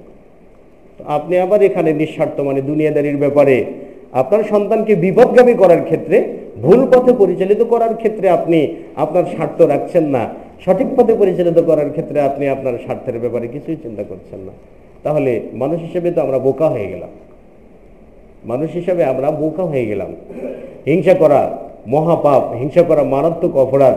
নবী সাল্লাল্লাহু আলাইহি ওয়াসাল্লাম বলছেন, কিয়ামতের ময়দানে সর্বপ্রথম যে ব্যক্তির হিসাব গ্রহণ করা হবে সেই ব্যক্তি হচ্ছে শহীদ ব্যক্তি, তার হিসাব গ্রহণ করা হবে শহীদ ব্যক্তি। আল্লাহ রাব্বুল আলামিনের দরবারে যে বলছেন, ইয়া রাব্বাল আলামিন, ইয়া রাব্বাল আলামিন কতারতু ফি সাবিলিক, আমি তোমার রাস্তায় যুদ্ধ করেছি, যুদ্ধ করে মারা গিয়েছি, আমি আমার সবকিছু সম্পদ ধ্বংস করে দিয়েছি তোমার পথে, তোমাকে রাজি খুশি করার জন্য। আল্লাহ রাব্বুল আলামিন বলবেন, কাযযাবতা, মিথ্যা কথা বললে, কারণ তুমি যুদ্ধ করেছো তোমার বীরত্ব প্রকাশ করার জন্য। এর পরবর্তীতে বিচার গ্রহণ করা হবে আহলিল কুররা, যারা কোরআন তেলাওয়াত করেছে তাদের জন্য। তারা বলবে, ইয়া রাব্বুল আলামিন তোমার জন্যই কোরআন পড়েছি, তোমার জন্যই হাদিস জেনেছি, সবকিছু তোমার জন্যই জেনেছি। আল্লাহ তাআলা বলবেন, মিথ্যা কথা বলেছো, তুমি জেনেছো এই কারণে যাতে তুমি অন্য কোনো ব্যক্তিকে হারাতে পারো। তাহলে মানুষের বিদ্যার ব্যাপারেও হিসাব গ্রহণ করা হবে কিয়ামতের দিন, প্রত্যেকটা বিষয়েরই হিসাব গ্রহণ করা হবে কিয়ামতের দিন। সেই জন্য আমাদের শ্রম, আমাদের মেধা কোন দিকে যাচ্ছে, আমরা কি করছি, আমার সন্তানকে আমি কিভাবে প্রতিপালিত করছি, কিভাবে তাকে দিন শিক্ষা দিচ্ছি কিনা, এ বিষয়গুলো আমাদের অবশ্যই তদারকির অন্তর্ভুক্ত হবে। সম্ভবত ৬-৭টায় সালাত। তো আলোচনার মাঝে কারো যদি প্রশ্ন থাকে তারা প্রশ্ন টুকে নিতে পারেন। তাহলে দ্বীনি ইলম শিক্ষা করা এটা হচ্ছে ফরজ। নবী সাল্লাল্লাহু আলাইহি ওয়াসাল্লাম বলেছেন, লা হাসাদা ইল্লা ফি ইসনাইনি, দুটো পথ ছাড়া হিংসা করার কোনো জায়গা নেই, মানে হিংসা জায়েজ নেই। তো একটি হচ্ছে রাজুলুন আতাহুল্লাহু মালান ফাসাল্লাতাহু আলা হালাকাতিহি, ওই ব্যক্তি যাকে মহান রব্বুল আলামিন সম্পদ দিয়েছেন, আর এই সম্পদ ফাসাল্লাতাহু আলা হালাকাতিহি, এই সম্পদটা তিনি আল্লাহ রব্বুল আলামিনের রাস্তাতেই তিনি ব্যয় করেছেন।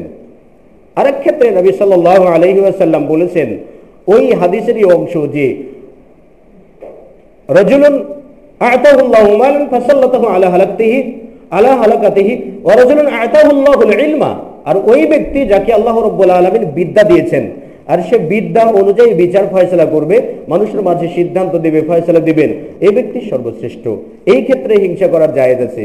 তো সেই ক্ষেত্রে বিদ্বান বানানো, সন্তানদেরকে বিদ্বান বানানো একান্ত জরুরি, একান্তই জরুরি। যদি শরীয়ত শিক্ষা না দিতে পারি তাহলে সন্তান তো বিপদগামী হবে। এই বিপদগামী সন্তানকে আমরা ফেরাবো কি করে?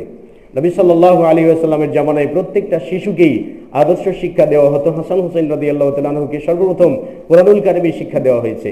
সেই জন্য আমরা আমাদের পরিবারকে কমপক্ষে হলেও ইসলামিকীকরণ করার জন্য, শরীয়তের দিকে তাদেরকে নিয়ে আসার জন্য অবশ্যই দ্বীনি ইলমের একান্ত প্রয়োজন। দ্বীনি ইলম ছাড়া কখনোই একটা শরীয়ত সম্পন্ন পরিবার কল্পনা করা যায় না। অন্য জায়গাতে নবী সাল্লাল্লাহু আলাইহি ওয়াসাল্লাম দ্বীনি ইলমের ফজিলতের ব্যাপারে বলছেন যে, মাজতামাআ কওমুন ফি বাইতিন মিন বুয়ুতিল্লাহি ইয়াতলুনা কিতাবাল্লাহি ওয়া ইয়াতাদারাসুনাহু বাইনাহুম ইল্লা নাযালাত আলাইহিমুস সাকিনা। নবী সাল্লাল্লাহু আলাইহি ওয়াসাল্লাম বলেছেন যে, কোন জায়গাতে যদি কোথাও কিছু সংখ্যক লোক জমায়েত হয়ে একত্র হয়ে কোরআন সুন্নাহর দর্স চলে, মানে আলোচনা এবং সেই আলোচনা গ্রহণ, এটা যদি চলে, ফি বাইতিন মিন বুয়ুতিল্লাহ ইয়াতলুনা কিতাবাল্লাহি ওয়া ইয়াতাদারাসুনাহু বাইনাহুম, সেখানে আল্লাহর কিতাবুল্লাহ তেলাওয়াত করা হবে এবং কোরআন সুন্নাহর দর্স দেওয়া হবে এবং দর্স গ্রহণ করা হবে। গাশিয়াতুহুমুর রাহমাত, তাহলে এমন একটা বৈঠকখানাকে আল্লাহ রাব্বুল আলামিনের রহমত তাকে বেষ্টন করে রাখে, ঢেকে রাখে। কিভাবে বেষ্টন করে রাখে? মানে আমার দেখার কথা বলছি যে কোনো জায়গাতে গুড়ি গুড়ি বৃষ্টি হচ্ছে, আর গুড়ি গুড়ি বৃষ্টি হওয়ার সময় একটা মুরগি রয়েছে, আর মুরগির ধরে নিন 10টি বাচ্চা আছে। এখন গুড়ি গুড়ি বৃষ্টি হচ্ছে, একটা মুরগি 10টি বাচ্চাকে তার পাখার ভিতরে ঢেকে নেয়, তাই না? বৃষ্টির থেকে বাঁচানোর জন্য, অন্য কোনো ঝড় বৃষ্টি থেকে বাঁচানোর জন্য পাখার ভিতরে বেষ্টন করে নেয়। তো গশিয়াতুহুমুর রাহমাত, আল্লাহ রাব্বুল আলামিনের রহমত তাদেরকে ঠিক তেমনি ভাবেই বেষ্টন করে রাখে। ওয়া হাফফাতাহুমুল মালাইকাতু, ফেরেশতারাও তাদেরকে ঘিরিয়ে রাখে। এবং ওয়া ইয়াযকুরুল্লাহু সুবহানাহু ওয়া তাআলা, মহান আল্লাহ রাব্বুল আলামিন এই সকল ব্যক্তিদেরকে তিনি তার নিজের জায়গাতে উল্লেখ করেন যে অমুক জায়গাতে একটা বৈঠকখানা রয়েছে, সেখানে কতগুলো মানুষ জমায়েত হয়েছে, তারা কোরআন তেলাওয়াত করছেন, কোরআন সুন্নাহর আলোচনা শুনছেন এবং মানার নিয়াত করেছেন। তাহলে কোরআন সুন্নাহর যেখানে এত ফজিলত, এত শ্রেষ্ঠত্ব, সেখানে আমরা কেনই বা এখান থেকে দ্বীনি ইলম শিক্ষা করা থেকে আমরা কেনই বা দূরে সরে যাব? কেনই বা আমরা এর গুরুত্ব দেব না? কেনই আমরা এই শিক্ষাটা গ্রহণ করব না? অথচ আজকে যদি আমাদের সন্তান সন্ততি যারা থাকে, প্রত্যেকের বাড়িতে তো সন্তান সন্ততি আছে, বিশেষ করে ডিশ অ্যান্টেনার সাথে পরিচিত, টেলিভিশনের সঙ্গে পরিচিত, এখন তো অনেক কিছুর সাথে পরিচিত। পরিতাপের বিষয় হচ্ছে, আপনার বাচ্চাকে যদি আপনি জিজ্ঞাসা করেন যে আব্বু এই সময়ে একটা বিখ্যাত শিল্পীর নাম বলো তো, বাংলাদেশের প্রধান শিল্পীকে, আপনার ছেলে ঠাস করে বলে দিতে পারবে। বাংলাদেশের প্রধানমন্ত্রীকে আপনার ছেলে ঠাস করে বলে দিতে পারবে। বাংলাদেশের চলচ্চিত্রের প্রধান নায়ক নায়িকাকে আপনার ছেলে ঠাস করে বলে দিতে পারবে। কিন্তু আপনার সন্তানকে যখন আপনি বলছেন বাল্যকালেই যে বাবাজি বলো তো নাবিকে, আপনার সন্তান বলে জানি না। এই কেমন কথা হলো? আমরা মুসলিম, আর আমরা মুসলিমের পরিবার, ইসলামিকীকরণ হওয়ার কথা, সেখানে অন্য দুনিয়াদারি সব কিছু জানছে, শরীয়ত জানছে না, নবীকে নবী ব্যাপারে জানছে না, আল্লাহকে আল্লাহ ব্যাপারে জানছে না, আল্লাহ কোথায় এই ব্যাপারে জানছে না। তাহলে ইসলাম সম্পর্কে জানছে না, দুনিয়াদারিত্ব সম্পর্কে জানছে। এই সন্তানকে আমরা সঠিক পথে কিভাবে পরিচালিত করব বলুন? কিভাবে পরিচালিত করব? সেই জন্য দ্বীনি ইলম শিক্ষা সন্তানদেরকে দিতে হবে। অবশ্যই প্রথম ভিত্তি, অন্য শিক্ষা যে কোনো শিক্ষা আপনি শিক্ষা দিতে পারেন, তাতে বাধা নেই, কিন্তু অবশ্যই দ্বীনি ইলমের ভিত্তিটা যাতে তার মাঝে থাকে। সেই জন্য সন্তানকে যখন 7 বছর বয়স হয়, তখন সন্তানকে উপহার দেওয়া দরকার কোরআনুল কারীম, যে এইটা তোমার জন্য শিখতে হবে। কোরআনুল কারীমের বিষয়টা তাকে প্রথম তালিম দেওয়া দরকার, কিন্তু আমরা সেগুলো না দিয়ে বিভিন্ন কিছু দিয়ে থাকি। তো যাই হোক, আল্লাহ রাব্বুল আলামিন আমাদের সকলকেই, আমাদের পরিবারকে কোরআন সুন্নাহ অনুযায়ী পরিচালিত করার জন্য তৌফিক দান করুন, আল্লাহুম্মা আমিন। এবং আমাদেরকে দ্বীনি ইলম শিক্ষা করার জন্য তৌফিক দান করুন, আল্লাহুম্মা আমিন। আমাদের সন্তান সন্ততিদেরকে দ্বীনি ইলম শিক্ষা দেওয়ার মতো তৌফিক আল্লাহ রাব্বুল আলামিন আমাদেরকে দান করুন। আল্লাহ রাব্বুল আলামিন আমাদের এই সব তৌফিক দান করুন, আল্লাহুম্মা আমিন। একটি প্রশ্ন এসেছে, কোনো কাফের বা মুশরিক যদি লা ইলাহা ইল্লাল্লাহ মুহাম্মাদুর রাসূলুল্লাহ বলে, তাহলে সে কি মুসলিম হবে, নাকি আরো কোনো শর্ত রয়েছে? কোনো কাফের মূলত তার মূল ভিত্তি হচ্ছে কাফের ব্যক্তি যদি লা ইলাহা ইল্লাল্লাহ পড়ে, তাহলে সে মুসলিম হবেন না, সে কাফেরই থাকবে। আব্দুল্লাহ বিন উবাই, সে তো নবী সাল্লাল্লাহু আলাইহি ওয়াসাল্লামের সারা জীবনই সঙ্গী ছিল। মদিনায় হিজরত করার পরে সারা জীবন সঙ্গী ছিল। সঙ্গী থাকার পরেও সে কখনো মুসলিম উপাধি লাভ করতে পারেনি। 5 ওয়াক্ত সালাত আদায় করেছে, মসজিদে সবকিছুই করেছে, শুধু লা ইলাহা ইল্লাল্লাহ বলেনি। এটার উপরেও আরো অনেক কাজ করেছে, কিন্তু সে আব্দুল্লাহ বিন উবাই রাইসুল মুনাফিকিন এই উপাধিটাই পেয়েছে, আর অন্য কোনো উপাধি তাকে দেওয়া হয় নাই। তো সেই ক্ষেত্রে একজন ব্যক্তি যদি তার মৌলিকত্ব কাফের থাকে, অবশ্যই সে কাফের হবে। আরেকটি বিষয় হচ্ছে যে শুধু লা ইলাহা ইল্লাল্লাহ বললেই মুসলিম হওয়া যায় না। শুধু লা ইলাহা ইল্লাল্লাহ বললেই যে সে মুসলিম হয়ে যাবে, বিষয়টা এরকমও নয়। কারণ লা ইলাহা ইল্লাল্লাহ বলা মানে কি, এই বাক্যটার যদি বিশ্লেষণ করা হয়, যে লা শব্দের অর্থ হচ্ছে লা নাফিয়ান জামিআম মা ইউবাদু মিন দুনিল্লাহ। লার অর্থ হচ্ছে যে আল্লাহ ব্যতীত অন্য সকল ইলাহকে বাতিল করে দেওয়া। তার মানে আল্লাহ ব্যতীত ইবাদতের যোগ্য অন্য কোনো মাবুদ নেই, কেউ ইবাদতের যোগ্য নেই, কারোর ইবাদত করা হবে না। লা ইলাহার দ্বারা এটাকে অস্বীকার করা, সকল মাবুদকে, ভ্রান্ত মাবুদকে অস্বীকার করা। আর ইল্লাল্লাহ দ্বারা সাবিতান, একমাত্র আল্লাহ রাব্বুল আলামিনকে সাব্যস্ত করা। সেই ক্ষেত্রে লা ইলাহা ইল্লাল্লাহর অর্থ যেখানে হচ্ছে লা মা'বুদা বিহাক্কিন ইল্লাল্লাহ, আল্লাহ ব্যতীত ইবাদতের যোগ্য কেউ নেই। তার মানে লা ইলাহা ইল্লাল্লাহ বলা মানে আল্লাহ রাব্বুল আলামিনকে ইবাদতের যোগ্য হিসেবে একজন, এটা মানা। তো আপনি যখন একজন হিসেবে আল্লাহ তাআলাকে মানবেন, তখন আপনি ইবাদত না করে লা ইলাহা ইল্লাল্লাহর হুকুম কিভাবে আদা করবেন? সেই জন্য লা ইলাহা ইল্লাল্লাহ বললেই একজন ব্যক্তি মুসলিম হবেন না। মুসলিম হওয়ার অনেকগুলো প্রক্রিয়া রয়েছে। লা ইলাহা ইল্লাল্লাহ বলার মাধ্যমেও শরীয়তের বিধি অনুযায়ী সকল আমল এটা মেনে নিতে হবে। এবং উলামায়ে কিরামগণ বলছেন যে লা ইলাহা ইল্লাল্লাহ বলার অর্থ হচ্ছে যে আল ইমতিসালু মা আমারাল্লাহু সুবহানাহু ওয়া তাআলা ওয়াল ইজতিনাবু মা নাহাল্লাহু সুবহানাহু ওয়া তাআলা। যে লা ইলাহা ইল্লাল্লাহ বলার অর্থ হচ্ছে আল্লাহ রাব্বুল আলামিন যে নির্দেশগুলো দিয়েছেন সবগুলো নির্দেশ বাস্তবায়ন করা, আর যে নিষেধাজ্ঞাগুলো আরোপিত করেছেন সবগুলো নিষেধ থেকে বেঁচে থাকা, এটাই হচ্ছে লা ইলাহা ইল্লাল্লাহ বলার হুকুম, এটাই লা ইলাহা ইল্লাল্লাহ বলা। সেই ক্ষেত্রে এটা বলার সাথে মুসলমান হওয়ার কোনো সম্পৃক্ততা আছে বলে মনে হয় না। তবে হ্যাঁ, মানে ইসলাম গ্রহণের প্রথম বাক্য তাওহীদের বাণী লা ইলাহা ইল্লাল্লাহ, এতে কোনো সন্দেহ নেই। আসসালামু আলাইকুম। সালাম দেওয়ার পরে একজন প্রশ্ন করেছেন, সাদকা মাছ ভান্ডার দেওয়া যাবে কি? সহি হাদিস দিয়ে জানাবেন। মানে মাছ ভান্ডার বলতে মাইজ ভান্ডারি যেটা বলা হয়, মাইজ ভান্ডারি আমরা যেটা বুঝি। এখানে সাদকা তো দূরের থাক, সাদকা তো এটা আপনার দান। আপনি এমনিতে আগ্রহ করেও তাদেরকে একটি টাকাও দিতে পারবেন না, কারণ সেখানে হয় কবর পূজা। কবর পূজা শরীয়তের দৃষ্টিতে হারাম এবং এইটা শিরকি কাজ, এটা মুশরিক। সুতরাং মাইজ ভান্ডারি বলতে সেখানে যদি কবর পূজার প্রচলন থাকে, অবশ্যই 1 টাকা দিলেও আপনি শিরিক করার সমতুল্য পাপ পাবেন। এক্ষেত্রে শিরকিয়াতের অংশ আপনাকে নিতে হবে, শিরকিয়াতের একটা অংশ আপনাকে নিতে হবে। আপনি সেখানে কি দান করছেন, কোথায় কি দান করছেন, এ বিষয়গুলো লক্ষণীয় বিষয়। সেই জন্য সাদকা মাছ ভান্ডারি, এই জাতীয় জায়গায় মাছ ভান্ডারি, তারপরে আরো আটরশি যতগুলো আছে, মানে যেগুলোতে কবর পূজার প্রচলন আছে, হক নয় বাতিল পন্থায় যেগুলো চলছে, এগুলো কোথাও সাদকা হিসাবে কেন, কোনো দান হিসাবে 1টি টাকাও দেওয়া জায়েজ নেই। 1টি টাকা দিলে সেই 1টি টাকার বিনিময়ে আপনি পাপ ভোগ করতে হবে আপনাকে। সেই জন্য এ বিষয় থেকে সাবধান থাকবেন। আচ্ছা, জোহরের ফরজ নামাজে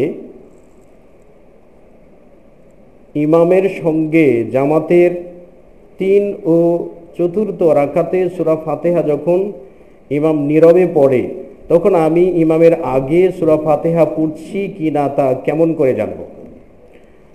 এখানে মানে প্রশ্ন আমি যেটা বুঝেছি সেটি হচ্ছে যে সকল সালাতে জোরে কিরাত পড়া হয় না, আস্তে কিরাত পড়া হয়, আস্তে তিলাওয়াত করা হয়। আস্তে তিলাওয়াতের সালাতগুলোতে সূরা ফাতিহা পড়ছি, ইমামও পড়ছেন, আমিও পড়ছি।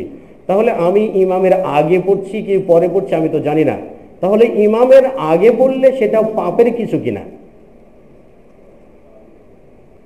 এই ক্ষেত্রে যে সকল সালাতে কিরাত আস্তে হয়, মূলত প্রথম নিয়ম হচ্ছে ইমাম সাহেব যিনি সালাত আদা করাবেন তিনি নীরব কিরাতের মাঝে মাঝে একটু একটু করে আওয়াজ দিয়ে পড়বেন, যাতে মুক্তাদিরা বুঝতে পারেন যে ইমাম সাহেব এখানে রয়েছে।